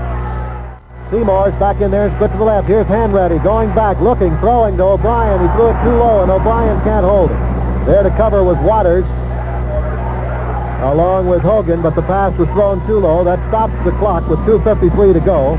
It'll be 2nd down and 10 to go for Notre Dame with the ball on the 30-yard line of Michigan State. Michigan State leading 4 points, 14 to 10. Hanratty is 8 out of 12 for an even 100 yards today. Michigan State's front wall has been successful in slowing down the running game, so now we see Hanratty going back to the air. 2nd and 10 from the Michigan State 30. Hanratty going back to throw again. He got some protection. He looks, he throws, and it is incomplete. Out of bounds, down around the neighborhood of the 12-yard line, intended for Jim Seymour. That stops the clock again. It'll be 3rd down and 10 to go for Notre Dame on the Michigan State 30. 2 minutes, 47 seconds of playing time remaining in the first half. Michigan State leading by 4 points. Notre Dame back in the huddle again. Gladjo had gone deep. He's just now getting back to the huddle. Next week we'll be in Philadelphia. It'll be Navy against Notre Dame. Coley O'Brien flanked to the left. Seymour split out to the right. Hanratty with Ducheny. And there's a setback, and he takes it. He goes back to throw again. He looks, throws over the middle. It's completed on the 20-yard line, possibly to the 19. Ducheny is knocked back. He got it to the 19. He should have a 1st down. Down on the 19-yard line at the timeout on the officials. The officials have called a timeout. So it'll not be a full timeout. The ball on the 19-yard line. They just want to bring the chain in to take a measurement. with Michigan State leading 14-10. It should be a first down since the series originated on the 30. Any part of the football, of course, will give them a first down, and there's just a little piece of the leather over the first down marker. And we're going to see them running against the clock now. We've got 2 minutes and 37 seconds remaining in the first half. Michigan State out in front by 4 points, 14-10. And the Irish have the ball inside, just barely inside of the 20-yard line of Michigan State for the second time in the last 3 minutes. All right, there's the T formation now with the slot back Gladjo. Seymour flanked out to the right. Hanratty on the call with the first down. He gets to Ducheny. Ducheny following his blockers is to the 15-yard line, getting 5 on the play, and Rich Saul made the tackle for Michigan State. Down on the 15. And as you mentioned, Al, he's got the time factor to worry about now because the clock continues to tick away. 2 minutes, 15 seconds. That's very much of a factor. With the ball on the 15-yard line, Ducheny in 8 carries, 33 yards. Ducheny. Wide to the right comes Gladjo. Seymour's put out to the left. Hanratty on the call, and he takes it, rolls out to right, looks for a pass receiver, going to run with the ball, and he's pulled down on the 16-yard line by Jay Breslin, who caught him from behind, and that's eating up valuable time for Notre Dame. The clock is still going. 1 minute and 50 seconds, and here's the timeout on the field called by Notre Dame. Timeout with a score. Michigan State 14, Notre Dame 10. Still timeout on the field with the ball on the 16-yard line. Mutual Sports sending you Michigan State, Notre Dame from East Lansing, Michigan. Now the situation is this. Notre Dame owns the football. They have it on the 16. They have third down, 6 yards to go. 1 minute, 49 seconds to play in the first half. Michigan State leading 14-10. That brings you right up to date. Notre Dame had called the timeout to stop the clock. Notre Dame has 13 first downs. Michigan State has 7. And now Hanratty over on the sidelines talking to Eric Parsegan over there and the coaching staff of Notre Dame, Tom Pagner, Johnny Ray. Now he's coming back. Bill Etherton quickly. What did he tell him over there? Well, I think you're going to find them going to the air a little bit more to that sideline. They do this in a 2-minute drill, about 15 minutes every day at practice at KA Field. And Hanratty on the call now. He's got the zone flooded to the left. He's got third down. Remember, a big play coming up for him. He's being rushed out there. He throws, and it is caught by the tight end Weingartner, but he's going to be dropped on the 17-yard line. There'll be 4th down coming up for Notre Dame. Waters is the man who made the tackle on Weingartner. They had the deep receivers covered again. So they will mark the ball on the 17-yard line. They lost the yard on the play, and Hanratty has called time and has gone back over the sidelines, and Bill, you right over there among them. Van, I know a moment ago that was the play they were calling for. He was going to throw short to Weingartner on the side. And I think you'll see maybe them coming to the left this time. I'm no forecaster, but I know what they do in those 2-minute drills. Back to you. No. All right. Michigan leading Minnesota 30-0. That's in the second quarter, Van. 30-0. Michigan over Minnesota. And that drew a tremendous surprise from the fans here. Well, let me say this. It couldn't happen to a nicer guy than Bump Elliott, who's the head coach of Michigan. They've been talking about Bump. This may be his last year. And all he's doing right now is leading the Big Ten Conference, and he has beaten Michigan State. And today he's leading Minnesota. They're going to have a tough job making a change. I would say that he can unpack. The ball on the 17-yard line. It is 4th down coming up. 4th and 7. And I noticed the kicker is not in there, Al, so that means that Hanratty is going to go for broke right here. Well, of course, Eric Parsegan and the entire Notre Dame coaching staff on the sidelines over there want to go in at halftime with the lead. They don't want to go in trailing 14-13. Only a touchdown will do that, and that's what they're going to shoot for. 4th down, about 7 to go. Hanratty on the call. Hanratty's rolling out to left. The flag is down. He throws into the end zone over the head of Coley O'Brien, but a flag is down. And let's see what happens here. The penalty will be against Michigan State. That'll be a break for Notre Dame. We're having a little trouble today. Our statistician, Buck Jersey, is a Michigan State graduate and a former publicity man here at Michigan State.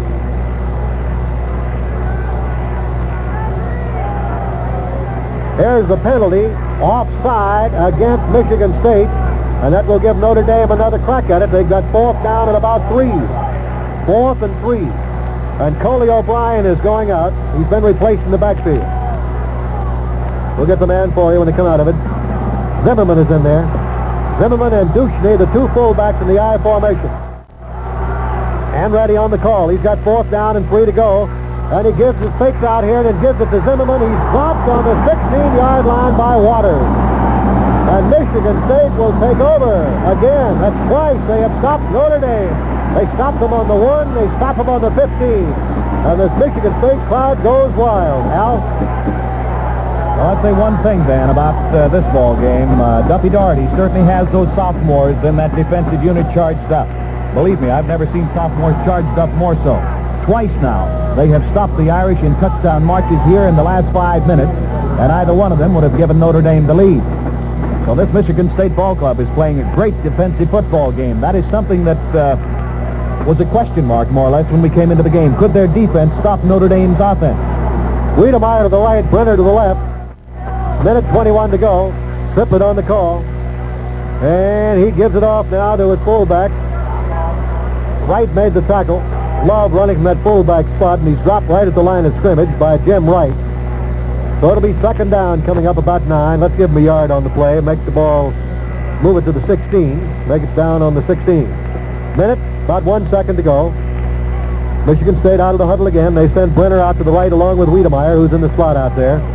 That I formation with Tommy Love in the top of the eye. Bill Triplett calling the signals. In motion goes Berlinski. And Triplett on a pitch back to Love.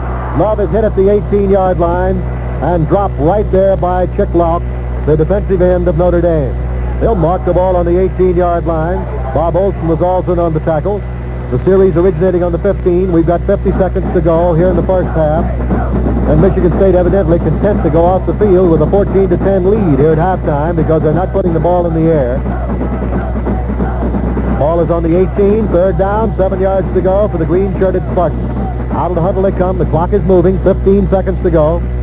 They line up in the I formation again. Bill Triplett, the sophomore, calling the signals. And Triplett on a give again to Love. Love breaks right through the 26, comes on up to the 27. He'll have a 1st down for Michigan State with a Schumacher making the tackle. Schumacher made the stop, and of course there's a timeout call by Michigan State to stop that clock with 6 seconds to go. Timeout with about 6 seconds to go before the end of the half. Here's Al Wester. Next weekend, we'll be in Philadelphia. We'll have the Naval Academy there as Notre Dame takes on Navy. Another exciting football battle here over Mutual. Mutual Sports bringing you Notre Dame and Navy on Saturday afternoon. Here at Spartan Stadium, better than 76,000 on hand. At halftime, you will hear both the Michigan State Band and the Notre Dame Band, the marching band of Notre Dame. Some interesting guests dropping in, and Van, I understand Biggie Munn will be along to talk football with you, an old friend of yours. Michigan State with the 1st down. 6 seconds remaining in the first half. The Spartans lead Notre Dame 14-10. Michigan State 1st and 10 on their own 27-yard line.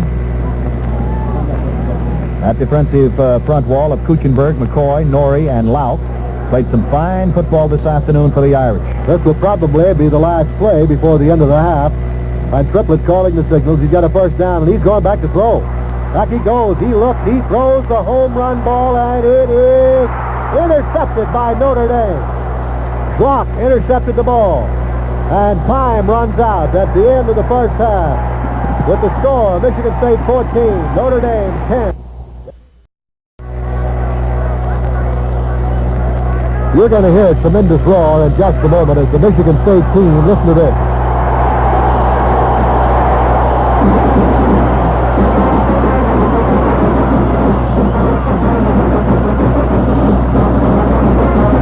The Michigan State team coming back on the field here at halftime, with Michigan State leading by a score of 14-10 over Notre Dame, and the Irish favored by a couple of touchdowns going into this ball game today. That's the Michigan State band across the field. We might be able to hear some of that music.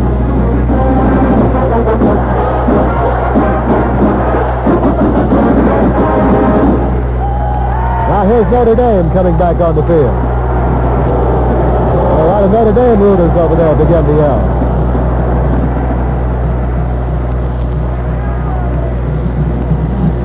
Notre Dame is on the receiving end of the opening kickoff, so that means that Notre Dame will have to kick off to Michigan State as we start play in the second half of this ball game. Next week we'll be in Philadelphia, where Notre Dame will play the Navy. But right now, Notre Dame with their hands full with Michigan State. There's the Notre Dame band playing the Notre Dame victory march in the background. Harold Parsegan with his ball club around him. Duffy Doherty, 35 pounds lighter, down below it. You know, Duffy tells the story of the 10-10 tie here that he had a lot of letters and telegrams from the alumni, and they said, "We are with you, Duffy, win or tie."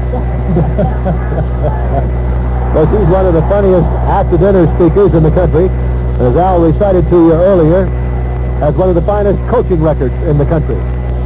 And as I mentioned, you don't have to get his ball club up for this game. They're up for it. So Lambert will kick off now for Notre Dame, and Highsmith, in all probability, will go back in the deep spot for the Michigan State Spartans. Score again is Michigan State 14, Notre Dame 10. Notre Dame with a 33-yard field goal by Scott Hippel.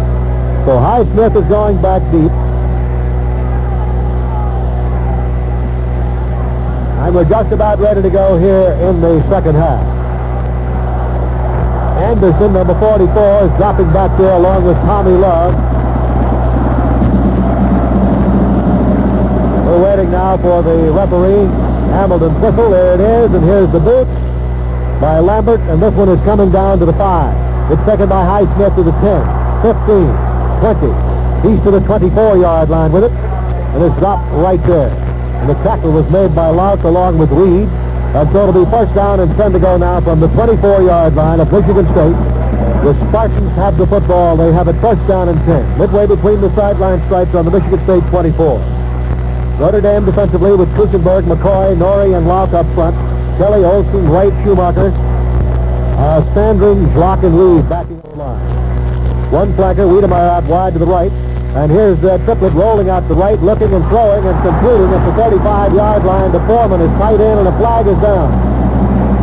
He completed it on the 35, and Foreman got to about the 38 with it, and the flag went down immediately. And let's see what they call here. Standring was also in on the tackle. Jay Standring from Chicago, Illinois. And the penalty will be against Michigan State, and that causes a roar. 15 yards, and that's going to be a clipping penalty along the sidelines there right after the catch was made, Van. That's going to go back to the 20. That will nullify a good gain. Now, the series originated on the 24, so it'll be first down and 14 yards to go for Michigan State after the penalty. Spartans go back in the huddle again. They break out of it and send Al Brenner, number 86, a senior from Niles, Michigan. Out to the right, Wiedemeyer is a wide flanker to the left. Love and Berlinski are the setbacks, and here is Triplett going back to throw. He's being rushed. He is hit. He is dropped. Back on about the 11-yard line. McCoy and Kuchenberg were both in there. And number 83 in there for Notre Dame.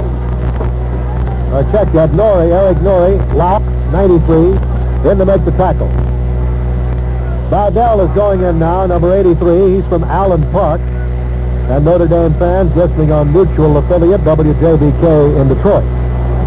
Out wide to the left comes Bardell. They line up in the I formation. Wiedemeyer's to the right. The two setbacks now with Triplett calling the signals. Triplett on the draw play to Berlinski, and Berlinski gets to about the 17-yard line, and Olsen got him by 1 foot and dropped him on the 17-yard line. Now, the series originated on the 24, so this is third down coming up now for Michigan State. Brenner is coming back in, and Bardell is coming out. That was a change offensively at the split end for Michigan State. It's a 3rd and 17 situation for the Spartans. Notre Dame loosening up that defense a little bit now in the secondary, anticipating that might throw on this particular play with a 3rd down and long yardage of 17. And he's going back to throw. He's being rushed. He throws, and it is batted away. And knocking it away there for Notre Dame is Jim Wright. Batted away and covered out there for Brenner, and so it'll be a 4th down now for Michigan State.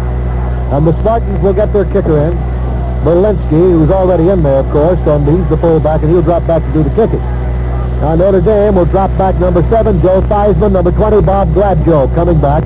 And Berlinski is inside the 5-yard line. It's 4th down and 17 yards to go.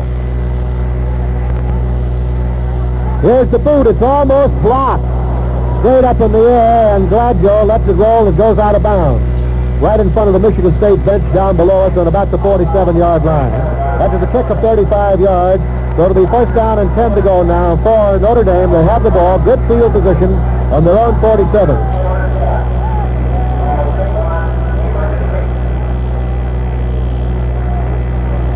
Nice wire here from Silver, North Carolina. Says congratulations to Tommy Love, to Michigan State, from all the hometown folks, and Jim Childress and the staff at MJS, Sylvia, North Carolina, WMSJ, mutual station for Western North Carolina, broadcasting all of the Notre Dame games. Nice to hear from you.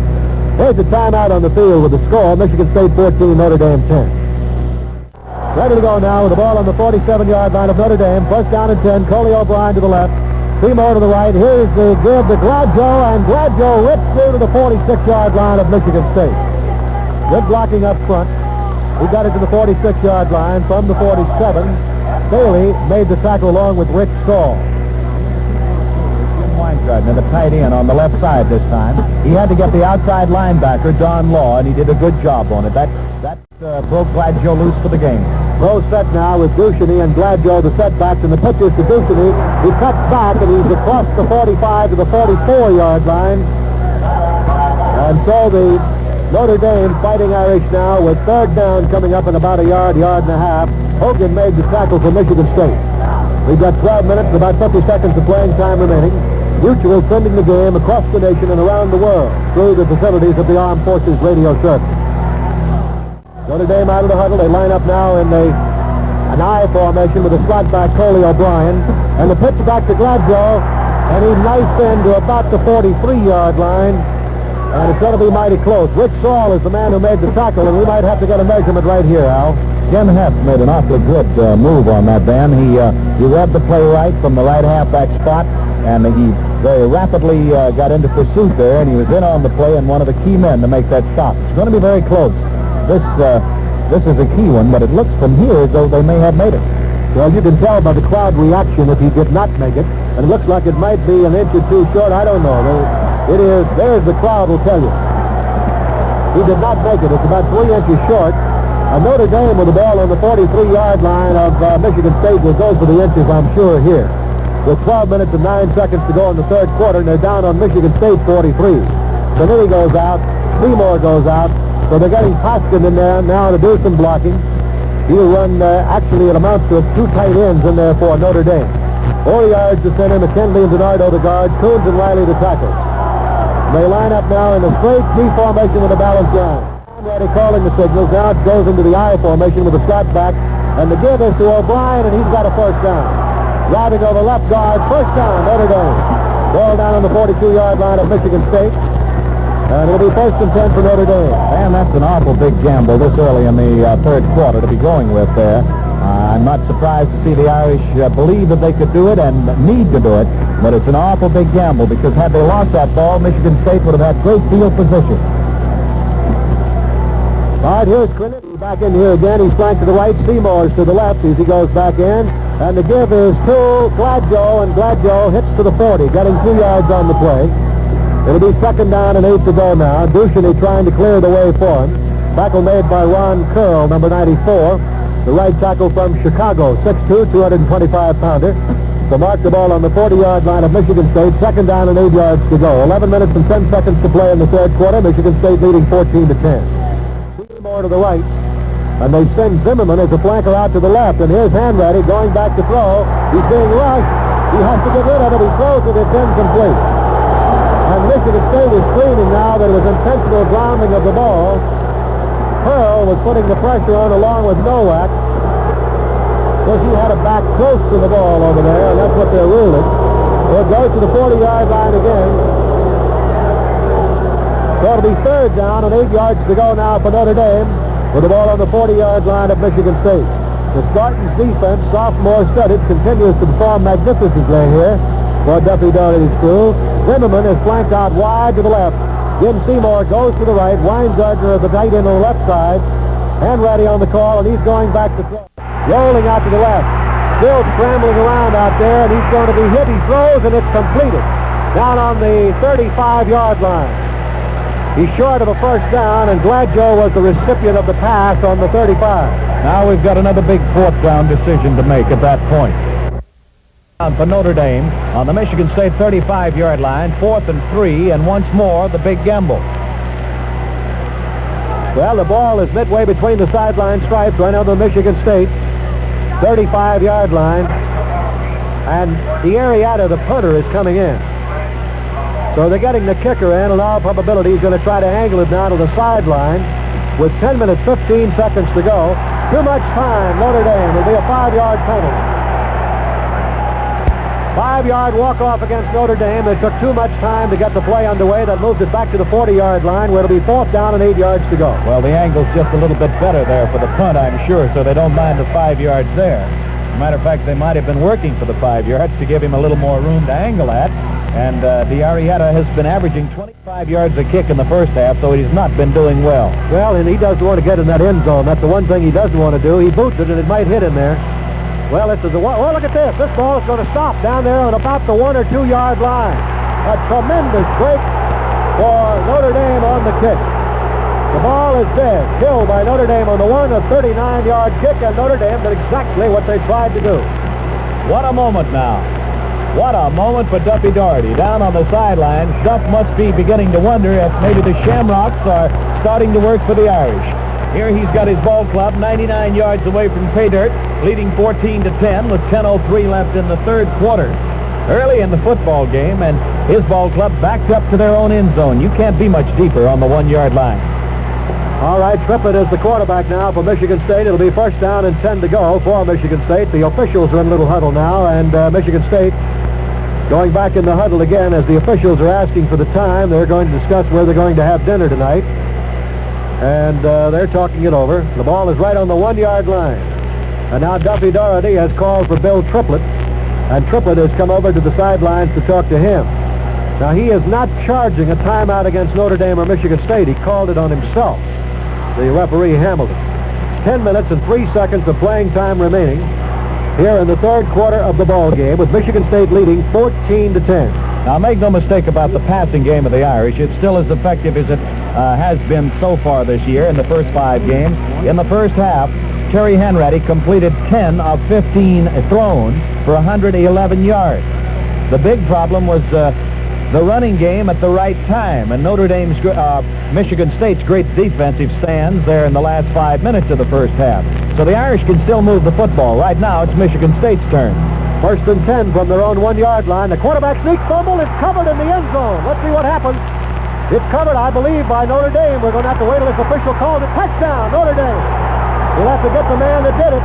They're hammering him. We'll have to get the man. He was jarred loose from the ball. Now, I believe it was Kuchenberg. It was Kuchenberg, I believe, who did it. And Triplett was jarred loose from the ball. It was covered in the end zone by Notre Dame, and the Irish have taken the lead, 16-14, and now that kick was really important. So now we'll have the try for extra point. Triplett was belted by the middle of the line. He fumbled the ball in the end zone, and it looked like Kuchenberg. We'll get it officially. We'll call it Kuchenberg, the defensive left end. Temple will attempt the extra point now. Hanratty will hold. Here's the kick. It's up. It is good. And the score is Notre Dame 17, Michigan State 14. We'll be back with the Notre Dame kickoff in just a moment.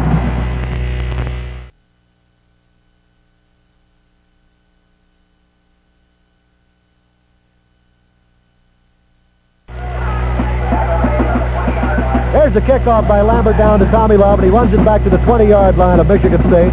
It'll be 1st down and 10 to go now for State from their own 20. Notre Dame leading in this ball game 17-14 with 9:52 to go in the third quarter. Here's the I formation. Brenner is flanked out to the right along with Wiedemeyer. Here's Triplett on the keeper. Triplett breaks into the open at the 30 and throws the ball ahead. It's completed at the 35 there to Berlinski, but a flag is down. He did not lateral the ball. He threw it ahead of him, so it'll be whistled back. I imagine there's a little jubilation on the Notre Dame bench now with Notre Dame taking the lead, Bill Etherton. Well, Van, here's the story. It was Norrie and McCoy who were forcing. The ball was separated from the Michigan State quarterback, and Kuchenberg was just a half a step behind and fell on it for the Notre Dame touchdown. And he took more of a beating from his teammates in coming off the field than I think he has in the whole quarter of play out here. Back to you, Van. Right, Bill, and we were right. It was Kuchenberg on the touchdown for Notre Dame. The ball is moved on to the 27-yard line. It'll be second down and 3 to go. That was a forward and not a lateral to Berlinski. So Michigan State, second down, 3 to go, 9:41 to play in the third quarter, and out of the huddle they come. Foreman on the left side, Brenner to the right. The I formation. Tommy Love in the top of the I, the tailback, and the give is to Love. Love is to the 30. Locken on the tackle from the secondary. He was hit by Olson. 10 seconds for station identification. This is the Mutual Broadcasting System. Notre Dame football throughout the season here on 1540 Radio, KXEL, Waterloo, Iowa.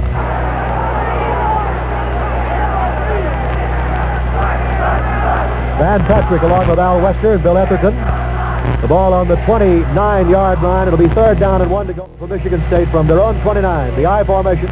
Triplett on the quarterback sneak, got a first down. He gets to the 31. Flag is down. Flag is down. Norrie is the man who made the tackle for Notre Dame. And the penalty, tackling the face mask against Notre Dame, 15 yards. So a 15-yard walk-off against Notre Dame for tackling the face mask moves the ball to the 46-yard line of Michigan State. First down and 10 to go for the Spartans. Van, the momentum of a football game can change on a single play. If things like this can break one open again. 15 yards against Notre Dame. Michigan State has good field position at their own 46-yard line. The I formation again with two flankers to the left. In motion Berlinski, and Triplett pitches back to Tommy Love, and he's got a blocker in front of him at the 45, at the 50. He is down to the 40. He is to the 38. It is a first down for Michigan State, and the Spartans are coming right back again. On the 38-yard line, now checking in here for Notre Dame. And that secondary, 16 yards gained on that play. Whitliff is coming in defensively for Notre Dame. Number 28, check that. Whitliff it is. Here is Triplett on the keeper, spinning into the line to the 32-yard line. Bill Triplett getting about 5 yards until Michigan State beginning to move with the football. Down on the 32-yard line of Notre Dame, midway between the sideline stripes, second down. And Love, in 17 carries today, has gained 70 yards. That's a pretty good reason, too. We're seeing one of the finest blocking performances I've seen this year. Dick Berlinski, 190 pounds, 5'9", a senior, can really throw that hip. Second down and about 4 to go, and here's Triplett again. He is lateraling back, and the ball is fumbled around and finally out of bounds. Triplett was hit, and the ball was fumbled out of bounds over there, so it'll be brought back into the 32-yard line.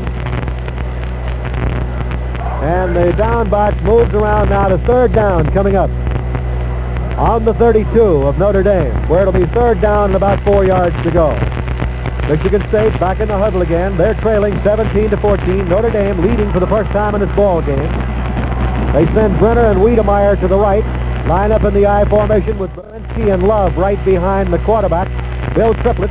And Triplett on the keeper runs right into 3 Notre Dame men right on the 33-yard line. Schumacher leading the way along with McCoy. Let's go to the sidelines and Bill Evans. Man, I wanted to tell you a moment ago that Larry Schumacher had been shaken up on the play. That was the reason for the injection of Whitliff into the ball game. Schumacher had a leg bang for just a moment, was back out there, and as you saw, he's healthy. He made the key move on that tackle. Back to you. There's a timeout on the field with the score Notre Dame 17, Michigan State 14.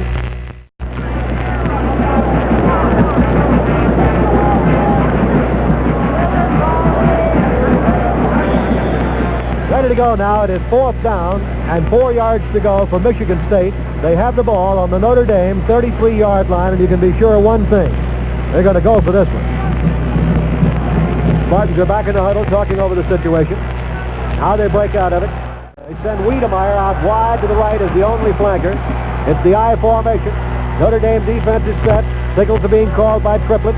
He takes the ball, and Triplett is going back to throw. Now he's going to run with it, and look at this. He's at the 25. He's at the 30, 20, 17, pull down.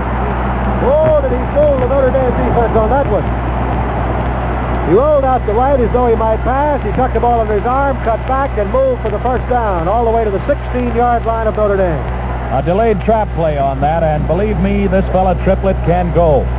Triplett, 59 yards. He has run with the ball in 14 carries, so he is a threat anytime he's back there. Michigan State coming right back again. They're trailing 17-14. They're in the I formation. Tight eye this time, and now Triplett takes it on the keeper again. Knifes in over right guard to the 14-yard line of Notre Dame. And in there to make the tackle was Tim Kelly, number 42 from Springfield, Ohio, and the ball's right on the 14-yard line. 7 minutes of playing time remaining here in the third quarter. Notre Dame with a 3-point lead over Michigan State. And now here is a timeout on the field, and it's called by Michigan State. And I was just looking through the binoculars at the helmet being worn down there by Jay Standring, who is the defensive left halfback for Notre Dame. It has 3 stars on it. Now, the coach gives out stars only to a couple of ball players defensively and offensively every week. So this means that young Standring, a junior from Chicago, Illinois, has been given a star in 3 separate games, 3 of the first 5 ball games. Incidentally, Triplett and Love, I note here, have gained 131 of Michigan State's 137 yards rushing. They're putting on quite an offensive display, these two men. The ball is on the 14, and here is Triplett going back to throw again. He throws, and it is caught. And it is caught by Al Brenner on the 1-yard line. He just took it right away from Chuck's block. And it'll be a first down for Michigan State on the 1.5-yard line. And this crowd is going absolutely wild at East Lansing, Michigan. Notre Dame leading 17-14, but the Spartans are knocking on the door again. What a tremendous ball game we've had today. Ball is on the 1.5. Triplett calling the signals. He has the I formation. He quarterback sneaks it. He gets to the 1, and he stops shy of the goal line, piled up there by the middle of the Notre Dame line. When they peel him off, it'll be on about the 1. 6 minutes and 27 seconds of playing time remaining in the third quarter. The ball is just over the 1. I have a feeling Triplett would like to jam this one over personally because he gave the Irish the last touchdown, fumbling back in his own end zone. That's right. He'll put them right ahead again. Out of the huddle they come. Second down, goal to go. Triplett asking for quiet so they can hear the signals. The slot I formation. Brenner the only flanker. Quarterback sneak. He is stopped just shy of the goal line again. Triplett is shoved right back again. Olsen on top. Underneath, Eric Norrie and Mike McCoy and Kuchenberg. And the secondary, Reed. The ball is on about the 1-foot line. It is third down. About a foot to go for a touchdown for Michigan State. And Triplett tried that quarterback sneak again. Now they're out of the huddle once more. They send Brenner to the right side. And it's third down and about a foot to go. The I formation again. Let's see what Triplett calls. And Triplett gives it off this time to his fullback, Berlinski. And it is a touchdown for Michigan State as he cuts over left guard.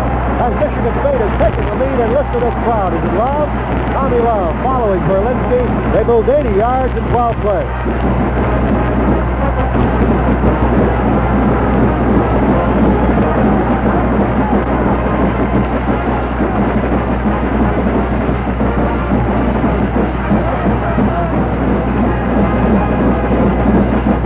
The try for point, and Gary Boyce will attempt. Wiedemeyer will hold the ball. Kick is up. The kick is good. And the score is Michigan State 21, Notre Dame 17. We'll be back with the Michigan State kickoff in just a moment. Michigan State will kick off to Notre Dame. Boyce will kick off. Zimmerman is deep along with Gladjo. Michigan State leading 21-17 over Notre Dame. Here's the whistle and the boot. Good kick coming down to Gladjo at the 7. He's back to 10, 15, 20. He's upended as he reaches the 22-yard line. And the tackle was made in there by Chicos. And they'll mark it on the 23 where it'll be first down and 10 to go for Notre Dame. The Irish are trailing again. It's the third time in this ball game they've been behind. 21-17. We have 5 minutes and 19 seconds of playing time remaining in the third quarter. Out of the huddle they come. Oriard over the ball. Seymour's out wide to the right. And split out to the left now is Coley O'Brien, Ducheny and Gladjo, the setbacks. And here's Hanratty back to throw. He throws it to Seymour at the 35. And Seymour is down on the 38-yard line. First down, Notre Dame. Jim Seymour making the reception. Waters made the tackle.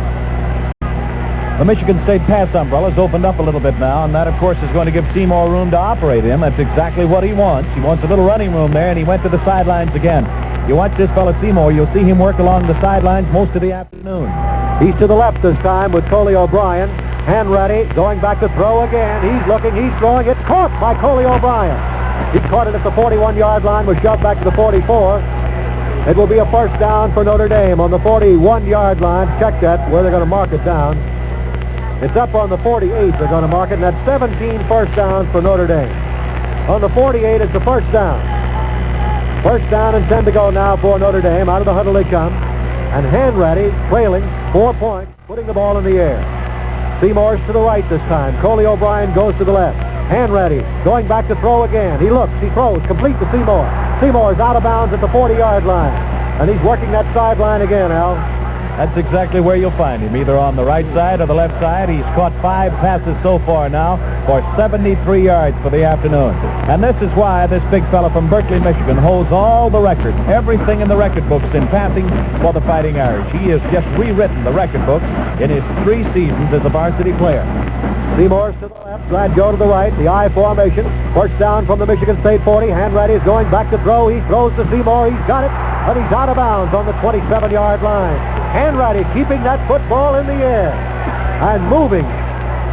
4 minutes and 50 seconds to go in the third quarter. Notre Dame with the first down. They mark it on the 28-yard line of Michigan State. And the Irish coming right back here at East Lansing. Man, this big guy's got all the moves in the book. Now, he gave you an inside pattern then and then went to the outside and beat the halfback over there and beat him soundly. He was 2 steps away from him. 6'4", 205, Jim Seymour, a 2-letter man from Berkeley, Michigan, is a great one. Incidentally, Hanratty has connected now on 15 of 21 passes for 173 yards, so he's getting the ball to them. First down, 10 to go. The ball on the 28-yard line of Michigan State. Hanratty on the call. It's Hanratty. He's handing off this time to Gladjo, and he is caught from behind on the 26-yard line. And Nowak is the man who made the tackle for Michigan State. He's from St. Clair Shores, Michigan. The ball is marked on the 25. He's still got 3. Mutual Sports sending you the #1 game of the day at East Lansing, Michigan. Notre Dame and Michigan State. It'll be second down. And the ball on the 25. Make it second down and 7 to go. T formation now with Seymour split out to the left. Hanratty calling the signals. Hanratty back to throw. He throws to Seymour. He can't reach this one. Down on the 15-yard line. He couldn't quite get to it. He was covered by 2 Michigan State players. The ball is going back to the 25 again. It'll be third down coming up and about 7 to go for Notre Dame. The Irish moving from their own 23. Checking in now for Michigan State. Number 63 is Thomas. And he is replacing Nowak at the defensive right end for Michigan State. Gladjo's going out to the right. Seymour split off to the left. Ducheny is the setback now along with Coley O'Brien.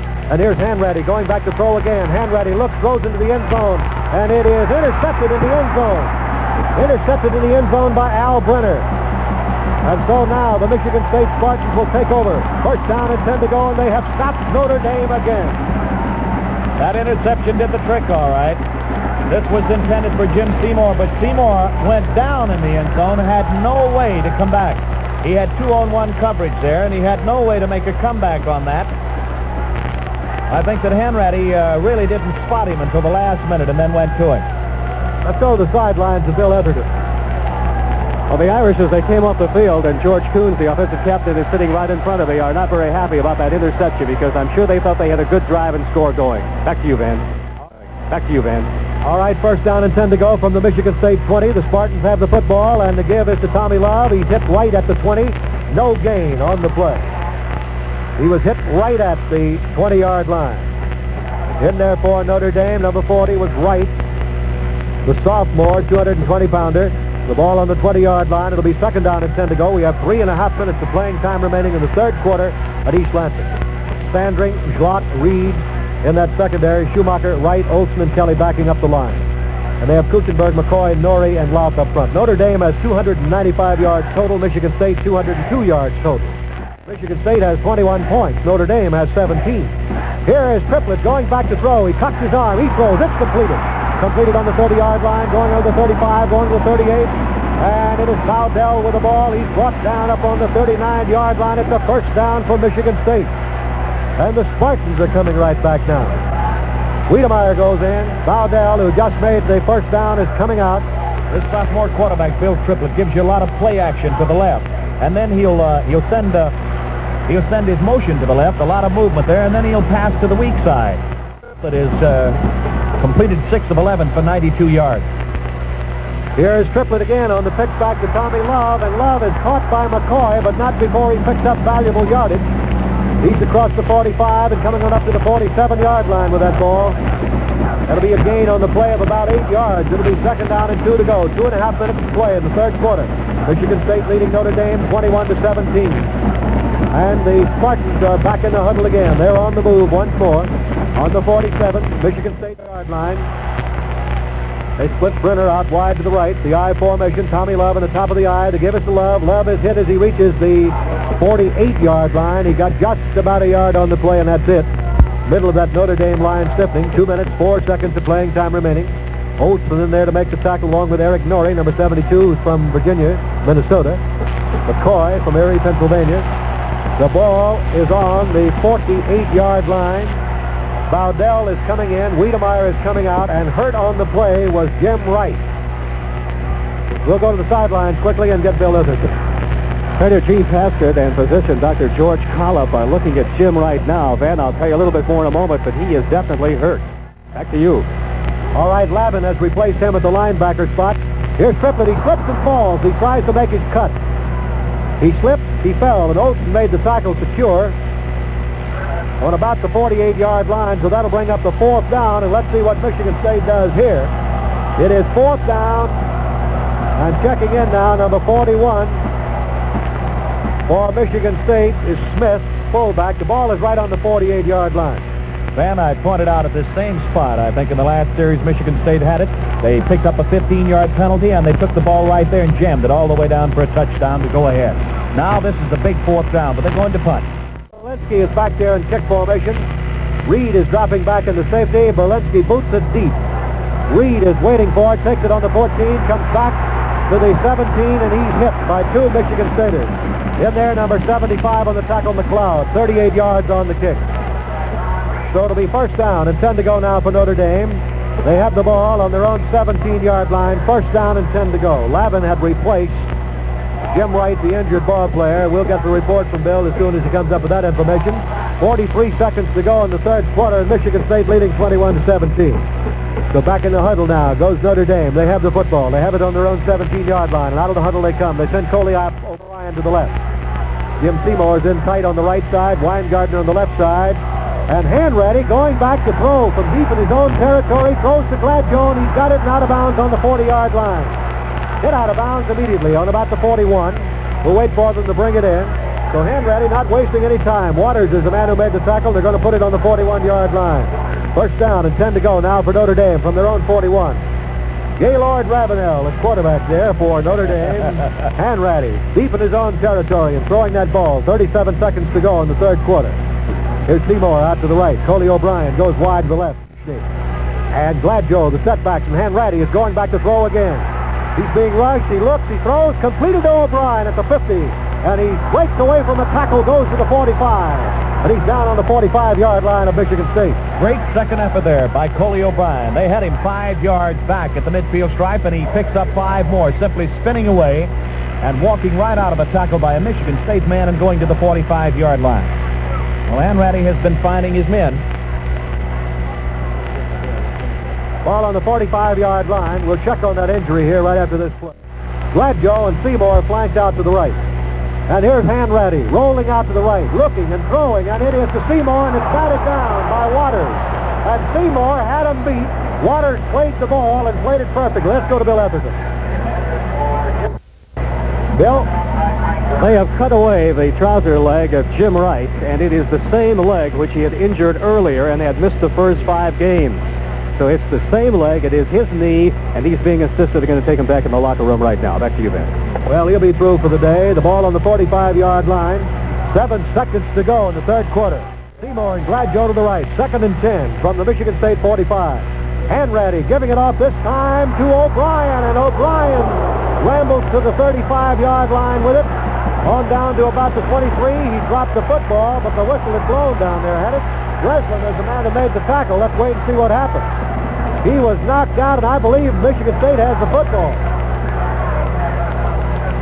Let's see what happens here. O'Brien had the whistle blown now. I believe it had, Van. There's the timeout on the field with the score. Michigan State 21, Notre Dame 17. Here's some other scores. Halftime, Ohio State 24, Illinois nothing. Indiana and Arizona are 6-6. Purdue leads Iowa 20-7. And Michigan continues to run away with Minnesota. Still timeout on the field while they are administering to the injured player Coley O'Brien. Notre Dame now has made 20 first downs. Michigan State has 15. It's been a pretty even ball game. Michigan State leading 21-17. And Bill, you have a closer look there at Coley O'Brien. Well, he's getting over, moving over now. He's left the microphone to try and check on O'Brien. Al? We've got exactly 1 second remaining here in the third quarter, and these last 15 minutes probably going to be the hottest 15 minutes we've had in this old stadium in a long time. Michigan State leads by 4 points, 21-17, after the Irish had come battling back to grab the lead, 17-14. O'Brien now being lifted to his feet. He is up. He really had the wind knocked out of him, and I hope that was all, Van. Well, he's walking off now with a little assistance, and I'm sure that's just it. Had the wind knocked out. The doctor's out there along with Gene Pasquette, the trainer. We'll get Bill as soon as he gets back over the mutual mic. We have about 1 second of playing time remaining in the third quarter, 21-17. Ball midway between the sideline stripes, first down and 10 to go with the ball on the 34-yard line of Michigan State. And now Zimmerman is in there with Duchney and Gladjo to complete the backfield with Hanratty. Quarterback sneak. Hanratty gets a couple, goes to the 30. Got 4.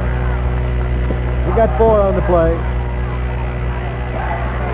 That's the end of the third quarter with the score. Michigan State 21, Notre Dame 17. Now let's go down to the sidelines and Bill Etherton. Right in front of me, Coley O'Brien is sitting on the bench and they're talking to him. He was knocked absolutely cold on the field. He was shaken up very badly.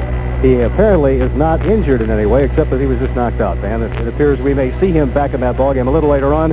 As you know, he was the hero of that tie of 10-10 2 years ago. He was the fellow who threw to Gladjo for the only Notre Dame touchdown in that ballgame and who came in when Hanratty was hurt in the first period and actually ran the offensive chores at quarterback for Notre Dame the rest of the way. So here's a great guy, Coley O'Brien, who will be back, I'm quite sure. Back to you. All right, Bill, and the ball on the 30-yard line where it'll be second down.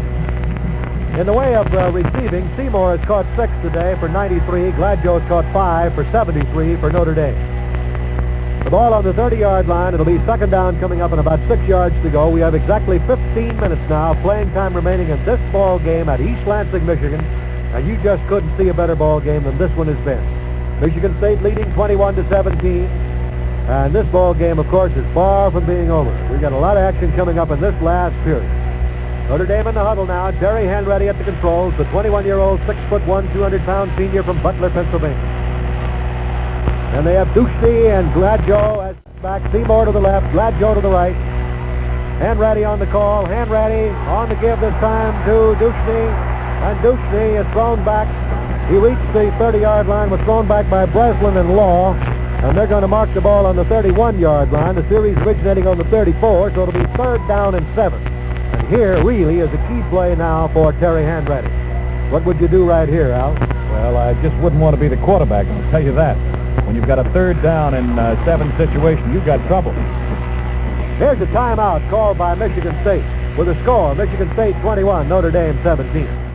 Third down, 7 yards to go. Hanratty with 2 flankers, rolling out to the left, looking for a pass receiver. He throws it. It is incomplete, intended for Seymour, who had 2 men right on top of it. He had Calvin Fox, along with number 27, Phillips, right on top of him, and no chance for him to get that one. So it'll be fourth down and 7 yards to go now for Notre Dame. Hanratty with that pass action, that running action out to the left. Give you a lot of pass action there. He goes to the left and comes back with the pass to the weak side over there, but Michigan State isn't buying any of that. There's 2 on Seymour every time he moves. And he threw in a lot of heavy traffic over there that time. Hanratty going back to throw again. He's staying in the pocket. He looks now. He has to scramble. He throws. It is caught on the 25-yard line. It is caught by Duchney, who was knocked out of bounds on the 25. And Michigan State will take over. And Law is the man who knocked him out of bounds. As a matter of fact, they really caught it out of bounds. They'll get the ball on the 31-yard line. And make it first down and 10 to go for Michigan State. And this crowd goes wild now as the Spartans take over on their own 31. Not since 1949 has Notre Dame been able to beat Michigan State here. Out of the huddle now on the 31-yard line. Michigan State first down and 10 to go. Notre Dame. The defensive unit back in there once more. And here is Triplett on the option. He is hit at the 31-yard line by McCoy. And no chance for him to go. Sandring coming up along with Schumacher. Let's go to the sidelines of Bill. Nick Eddy is here with me, and Nick, I talked to you early in the ball game. Here's the great star of the Detroit Lions, who will play one of these days, I'm sure.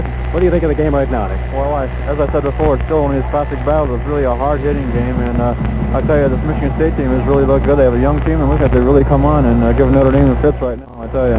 Back to you, Vince. All right, Triplett on the call, 2nd and 10. Triplett rolling out the left, being rushed, gets away from the tackler, hit again, and dropped on the 29-yard line. And Notre Dame's defense is fired up now and charging in there. Chick Lauk is the man who brought him down on the 29. He lost 2 on the play. It's 3rd down and 12 to go. 13 and a half minutes of playing time remaining. Michigan State leading 21-17. And the field goal would not do Notre Dame any good now. They got to go for the bomb when they get that football. 21-17. State out in front by 4. Here's Wiedemeyer flanked out wide to the right. Triplett on the call. He's got 3rd and 12.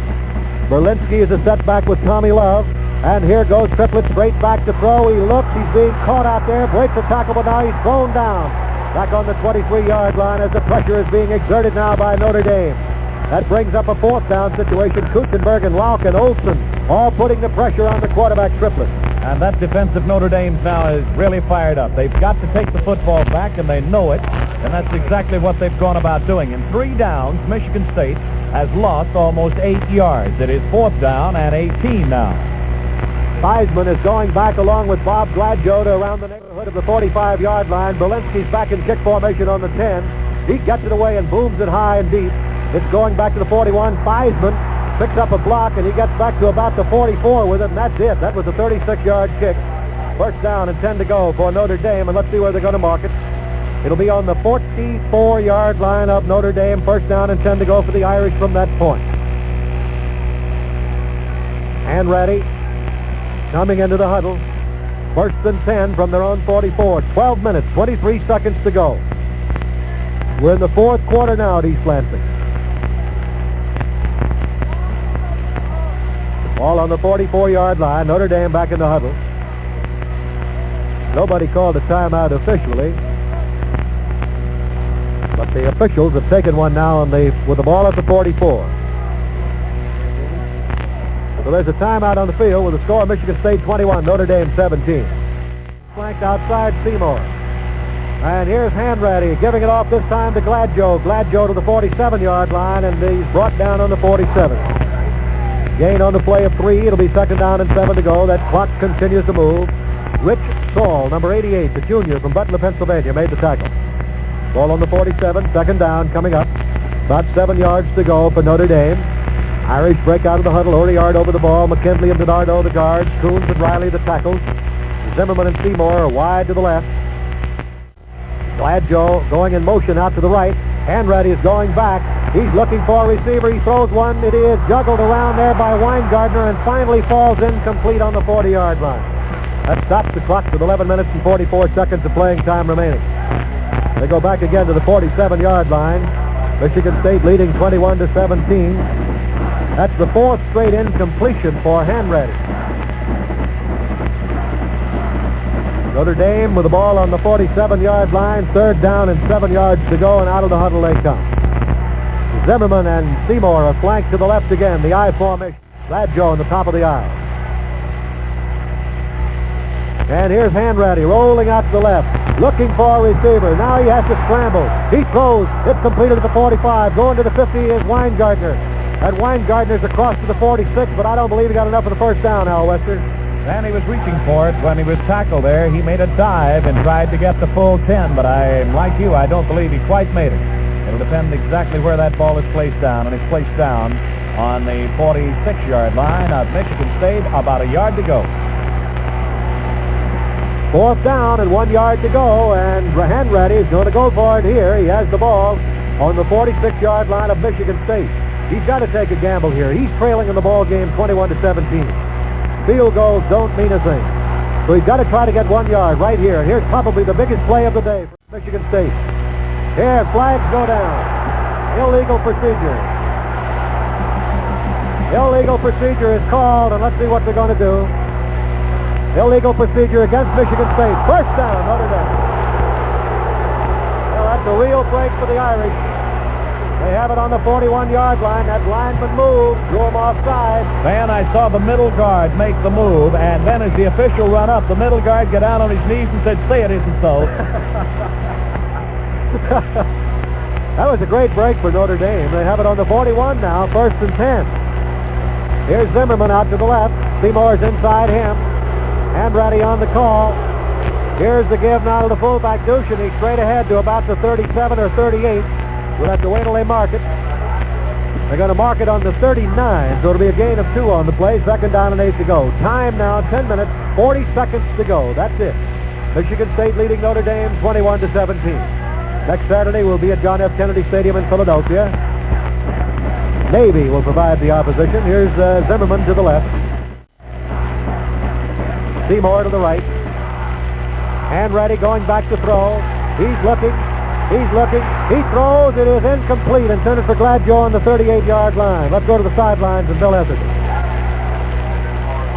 Coley O'Brien asked me to say to his parents that he is all right. He is all right. His parents are not here. They are at home listening, watching, and he is all right. Back to you, Ben.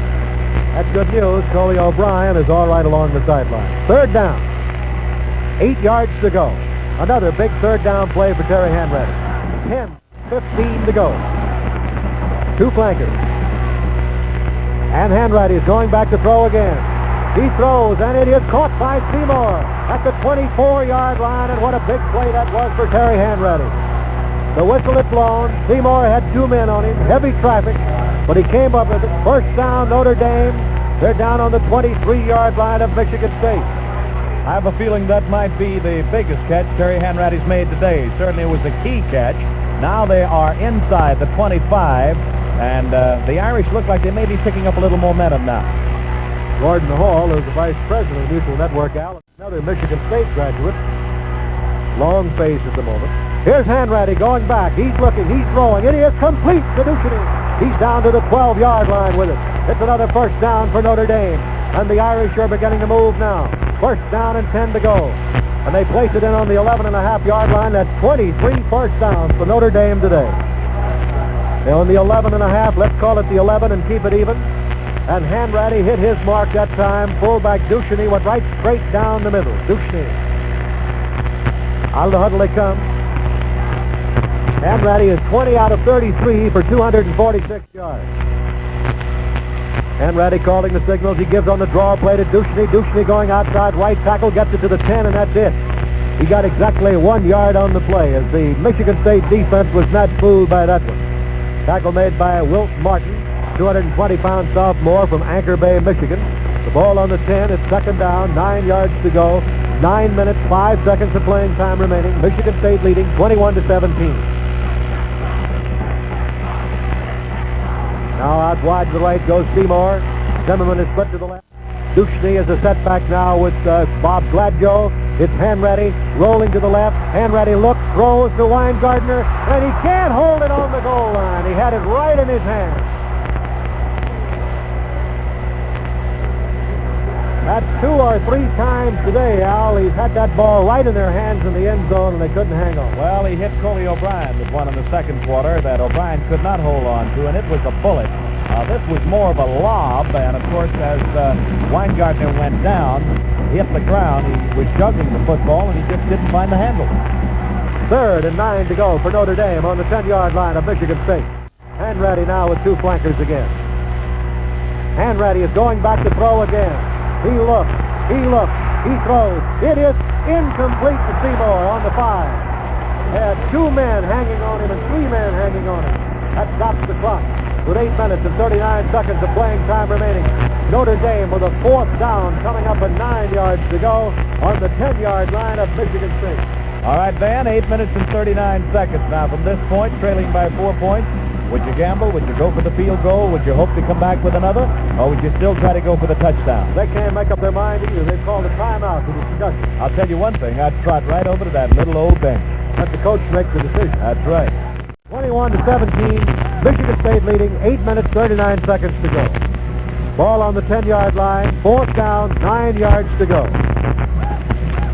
Notre Dame, Eric Parsegan talking to Hanratty. He has his instructions. He's over at that little old bench right now, and they're having quite a conference there. And in the air will go the football. Notre Dame in the huddle, up to the line of scrimmage, Oriard over the ball. Seymour and Gladjo are flanked out to the left. Michigan State has stopped Notre Dame several times today. Here's Hanratty rolling out to left. He throws into the end zone. It is got it down in a great defensive play by Al Brenner of Michigan State.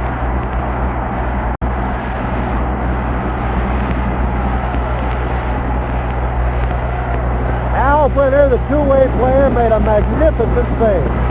Well, Van, that's the third time now that the Michigan State defense has just rose right up and held the Irish. And Brenner made a great save there, knocking the ball down.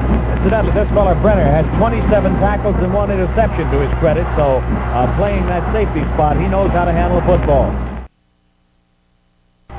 Brenner's back in there now, split out to the left, and here's the give to Tommy Love, who breaks right through the middle of the Notre Dame line and comes up to the 17-yard line, getting 7 yards on the play. It'll be 2nd down and 3 to go for Michigan State. Of course, the Spartans aren't worried about that clock. The clock can continue to move for them, and it's moving with 8:15 to go, and Michigan State leading by 4 points. They know what they have to do now is utilize ball control to engineer perhaps the upset of the year. And here is Tommy Love for a 1st down on the 21-yard line. 16 first downs for Michigan State. And they probably will stay on the ground and try to hang on to that ball. The clock is moving. 7 minutes and 58 seconds to go. From the 21-yard line, Michigan State 1st down and 10 to go. And I don't imagine they're going to put it in the air too much here, Al. They're going to hang on to it. John Lavin is in there now in place of the injured Jim Wright. Here goes Tommy Love again. He hits up to about the 24-yard line with this one, getting about 3, possibly to the 25. Olsen and McCoy made the tackle. And that's a gain on the play of 4 yards. It'll be 2nd down and 6. Bowdell comes in now, the junior from Allen Park, Michigan. And coming out of there is Al Brenner, who just made the big save, and listen to the hand he'll get. Knocked that ball right out of Seymour's hand on the goal line. Here's that wing T formation, and here is the quarterback going back. He's being trapped back on the 22-yard line. Triplett, McCoy got to him. Triplett rolling out to the right. I don't believe he intended to throw that ball. That was more or less the keeper. It'll be 3rd down. The ball is on the 22. It'll be 3rd down and 9 yards to go. Look at the clock. 6 minutes, 55 seconds ticking away. Michigan State 21-17. Brenner's back in for Michigan State. Spartans are taking just as much time as they can take in that huddle. Moving that clock around. Playing control ball, trying to hang on with it. Triplett on the call. He's got a 3rd and 9 situation. He's running the keeper again. And he's hit. Dropped on the 24-yard line. And it'll be 4th down for Michigan State. The Spartans will have to surrender the ball. I had a feeling that he wanted to pitch out there, but he was afraid to let the ball go. And that is a dangerous spot. He was trying to sweep the left side. He went in off the left tackle on the option. On the outside, he had Berlinski there. He could have pitched out to Berlinski. He could have pitched out to Tommy Love. Both men were wide, but he elected to hold the ball, and he's down to 25. That's the 7th Michigan State punt coming up, and Berlinski gets it away. The high floating kick. Fair catch is called for by Theismann on the 46-yard line. Now, the situation is this. Notre Dame has the ball. 1st down and 10 to go from their own 47. They mark it. And they have it with 5 minutes and 58 seconds of playing time remaining, and they trail 21-17. Notre Dame with the ball from their own 47. They're back in the huddle.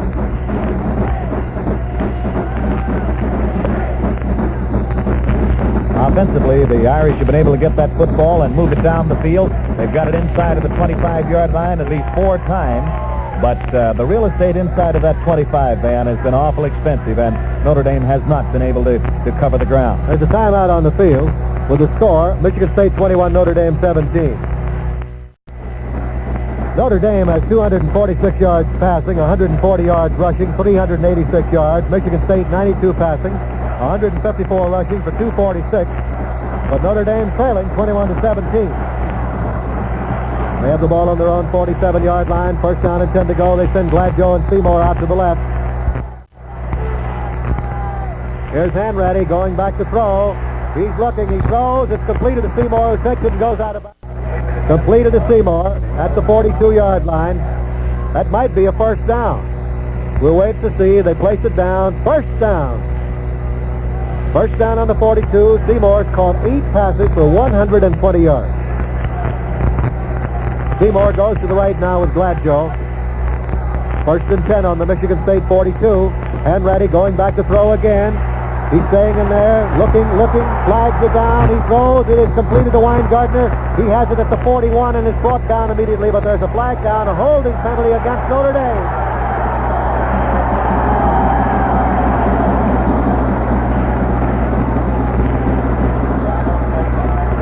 That will cost Notre Dame 15 yards. Let's go to the sidelines and Bill.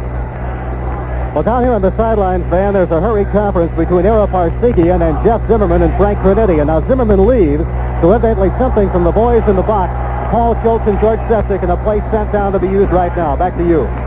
The penalty moves the ball all the way back to the 36. Each team has had 45 yards and penalties assessed today. Holding against Notre Dame. So that moves it back to the 36-yard line. It'll be Michigan State 21, Notre Dame 17 now with 5:42 to go. Notre Dame with a first down, and they've got about 30 yards to go. Seymour to the left. And here's Hanratty going back. He throws one out here to Gladjo, a screen pass. He's at the 35, 40. He's at the 45. He's at the 50. He's to the 48-yard line of Michigan State. And he tripped as he came across there, tripped up. He might have been able to go. That screen pass set up beautifully out in the left flat. Now it brings the ball back to the 48-yard line. And this series originated, remember, on the 42-yard line of Michigan State. It's now on the 48. 16 yards gained on that play. Second down. Got 16 to go. Hanratty on the call. Hanratty rolling out to the right. He's looking. He throws. It is caught by Seymour at the 40. Seymour to the 39, and it's dropped on the 39-yard line. 4 minutes and 55 seconds of playing time remaining. And we have now 4:50 to go in the ball game, and time is a factor. The ball is on the 39-yard line of Michigan State. Notre Dame's ball. Third down, 7 yards to go. Football is made up of the third down. That's where they make and break the quarterback. That's called the ulcer jungle when you start playing with the third down down there. Seymour and Gladjo to the left. Hanratty is rolling to the left. He's looking downfield. He throws to Gladjo at the 25. He's at the 24. It's a first down for Notre Dame. First and 10 to go now for the Fighting Irish, who are trying to pull this one out. They're fighting not only Michigan State, but the clock. They're trailing 21-17. Gladjo made that catch, and he made it in the middle, right between 4 men. Now, there's the kind of catch that you call in a crowd, a real crowd. We've got a cliffhanger now at East Lansing. Gladjo's caught 7 passes for 104 yards. First down on the 24. Hanratty on the draw play, but it was diagnosed beautifully by the Michigan State defense. Bailey hit Gladjo right at the 25 in Breslin. The 24, no gain on the play. Second down and 10 to go. 3 minutes and 49 seconds of playing time remaining. Trinity was in there. He goes out. Zimmerman replaces him. The clock continues to go. And it's ticking off. And Michigan State keeping an eye on that clock as well. Michigan State leading. And what a tremendous ball game they played against Notre Dame. 2 touchdown underdogs. And here's Hanratty being rushed. He throws one out here to Gladjo. He falls down on the 26-yard line. He had a screen in front of him, and he fell down. He had him in front of him, the blockers. They let him come through, and on top of Hanratty. Ball is back on the 27-yard line. It'll be third down and 13 yards to go. That big third down again. Well, that doesn't leave a great deal for him to do, Van. With the clock inside 3 minutes now, 2:55, and it is running. And with a third down coming up and 13, why, you almost know it's going to be in the air. Michigan State's got 6 men up there to rush. Hanratty's going back. He throws. It's completed to Zimmerman, and Zimmerman is tackled on the 22-yard line. So it'll be 4th and 8 for Notre Dame with 2.5 minutes of playing time remaining. Brenner made the tackle. The ball is on the 22-yard line. 4th down, and this could be it for Notre Dame, riding on one play right here. Here's a timeout called by Notre Dame. With the score, Michigan State 21, Notre Dame 17. The ball is on the 22-yard line. 4th down, 8 yards to go. Notre Dame trailing 4 points. They have the football, and they might have the ball game wrapped up in one play right here. You realize, Van, that in this ball game, Notre Dame has carried the ball 4 times inside of the 25-yard line, and 3 of the 4 times have been held from scoring. Now here they are, the 4th time, with the 4th down coming up on the 22-yard line of Michigan State. Hanratty is 26 to 42 for 299 yards, completed his last 4th and 8. Hanratty on the call, and he's going back to throw. He's looking. He throws to Seymour on the 5. He's out of bounds on the 3-yard line. Jim Seymour and a great clutch catch. Listen to that Notre Dame crowd.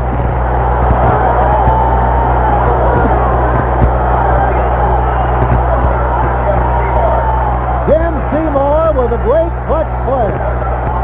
And did you see him make the crossover there? He came from the left in. He was split to the left. That was his 10th catch of this football game. And the Irish have a first down and goal on Michigan State's 3-yard line. Michigan State has called a timeout with the ball on the 2.5-yard line, and Hanratty was 4th and 8. Really came up with a big play.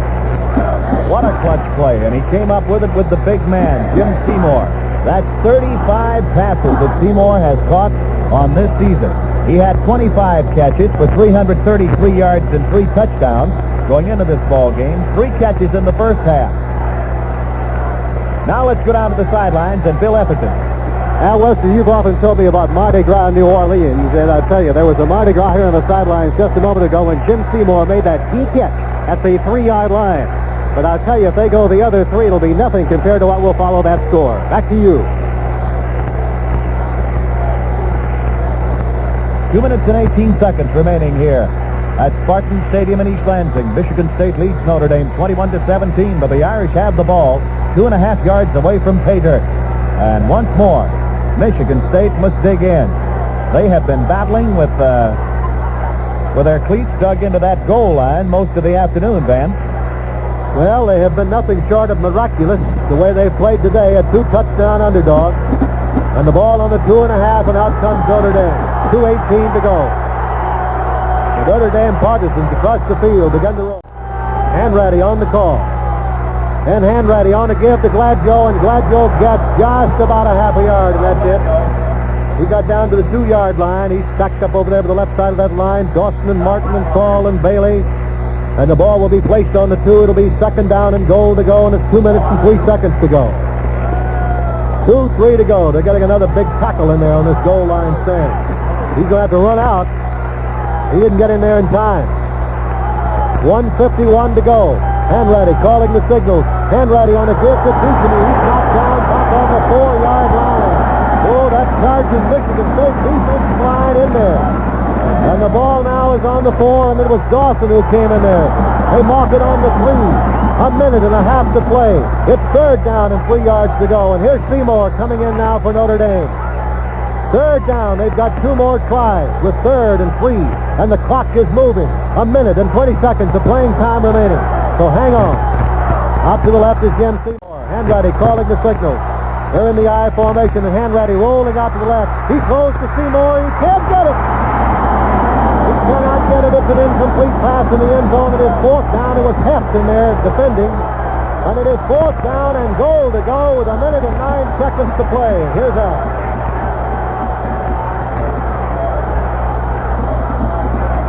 What can you say? Notre Dame now is taking a timeout, Van. 1 minute and 9 seconds. And the 77,000 football fans here at Spartan Stadium in East Lansing are going rip-roaring mad.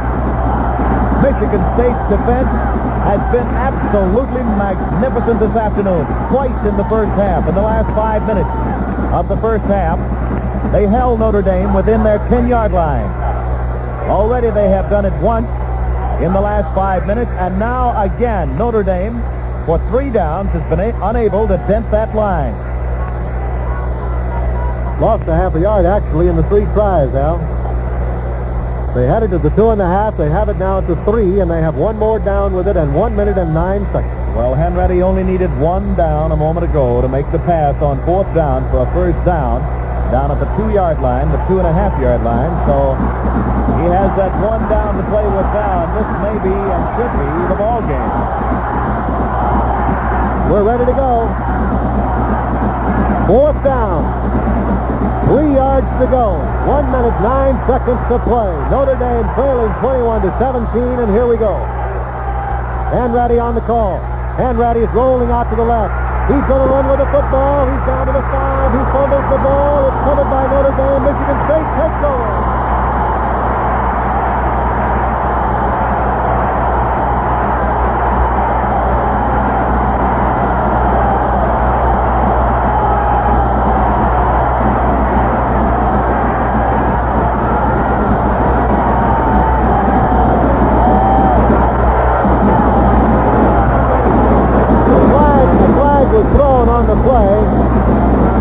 Michigan State will have the football. It was 4th down, and Hanratty tried to run it in, and he was stopped at the 5-yard line. Michigan State has the ball with 1 minute to go.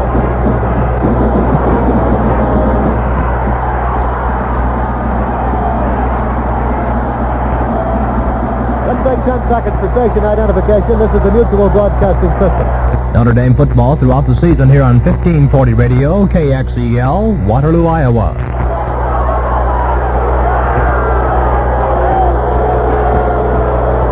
Michigan State, all they have to do now is just fall on that football for 4 plays. They have 1 minute, that's it.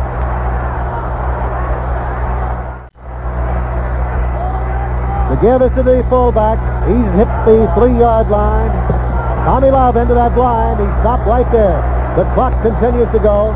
50 seconds of playing time remaining. Michigan State leading Notre Dame 21-17.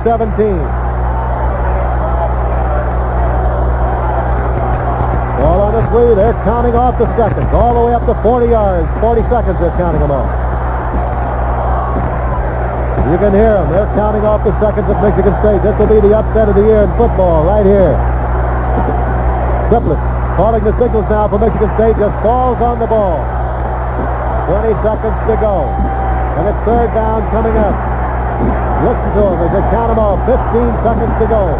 13 seconds to go. I don't know whether they'll get another play underway or not. Duffy Daugherty, they're getting ready to pick him up and carry him off the field. They have 5 seconds to go. 4 seconds, 3 seconds, 2 seconds, 1 second. It's all over.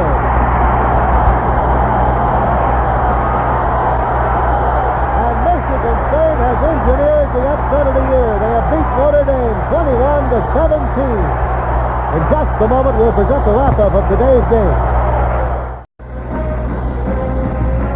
4 great goal line stands. 2 in the first half, 2 in the last 5 minutes of the ball game. Michigan State earned a great victory this afternoon. A tremendous upset over the Fighting Irish of Notre Dame, 21-17. Let's get the feelings and a few notes now from our man on the sideline, Bill Etherton. Al, I'm right in the middle of the Michigan State crowd, and they were never happier, and this certainly has to be one of their most prized victories of all time. As you said upstairs several times, if this would be one of the great upsets of the 1968 collegiate season. Tony O'Brien is all right. He was knocked out in the second half. He walked off under his own steam. Jim Wright, linebacker, who we missed for the first 5 games of the year, had that same leg re-injured today. Michigan State came out of it relatively injury-free and just as happy, if you'll pardon the pun, as they can possibly be. That's the story from down here on the sidelines. Congratulations to a great Spartan team, a great effort here this afternoon. Back up to you, Al Wester.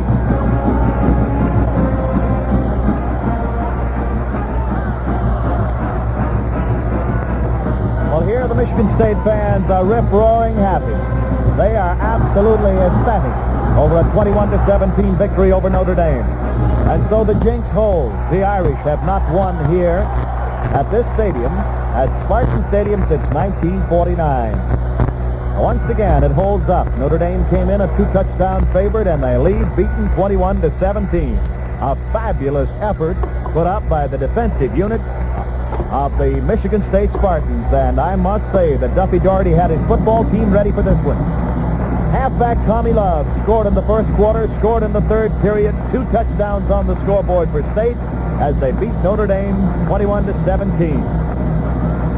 Briefly looking at the scoring, Love put Michigan State on the scoreboard a minute and 55 seconds into the ball game, climaxing a 42-yard drive in 6 plays, and State led 7-0. Notre Dame tied it up 8 minutes and 45 seconds later when Bob Gladjo jammed it over from 2 yards out off the right tackle, 67 yards, 11 plays. It was a 7-7 ball game. In the second period, Michigan State went back ahead. A 2-yard plunge by quarterback Bill Triplett on the keeper, 65 yards. He had moved to 9 plays, and State led 14-7. Before the half, Scott Hempel added 3 points for Notre Dame with a 33-yard field goal, and it was 14-10 at halftime in favor of Michigan State. Quite a ball game as the third quarter. Triplett fumbled in the end zone. Kuchenberg grabbed the football, recovered it. Notre Dame was ahead 17-14 at that point, and that was the only point of the afternoon that the Irish led in the game. Tommy Love came back in the third period with that big touchdown, climaxing an 80-yard drive in 12 plays. Boyce kicked the extra point. State was back in front 21-17, and that was the way it was to end. But offense was not the name of the game today. Defense was. Great goal line stand. Van, I can't remember one football game when I have seen the defensive element of a ball club stand on the goal line 4 times for 4 downs and keep a club from scoring. And yet, here Michigan State did it today. They gave Notre Dame 16 shots at the end zone, and the Irish couldn't put it over. 21-17, Michigan State over Notre Dame, and what else can you say? Well, you know, Al, they did it with a sophomore-laden front wall, and also Notre Dame leads the nation in overall offense, which makes it even more remarkable.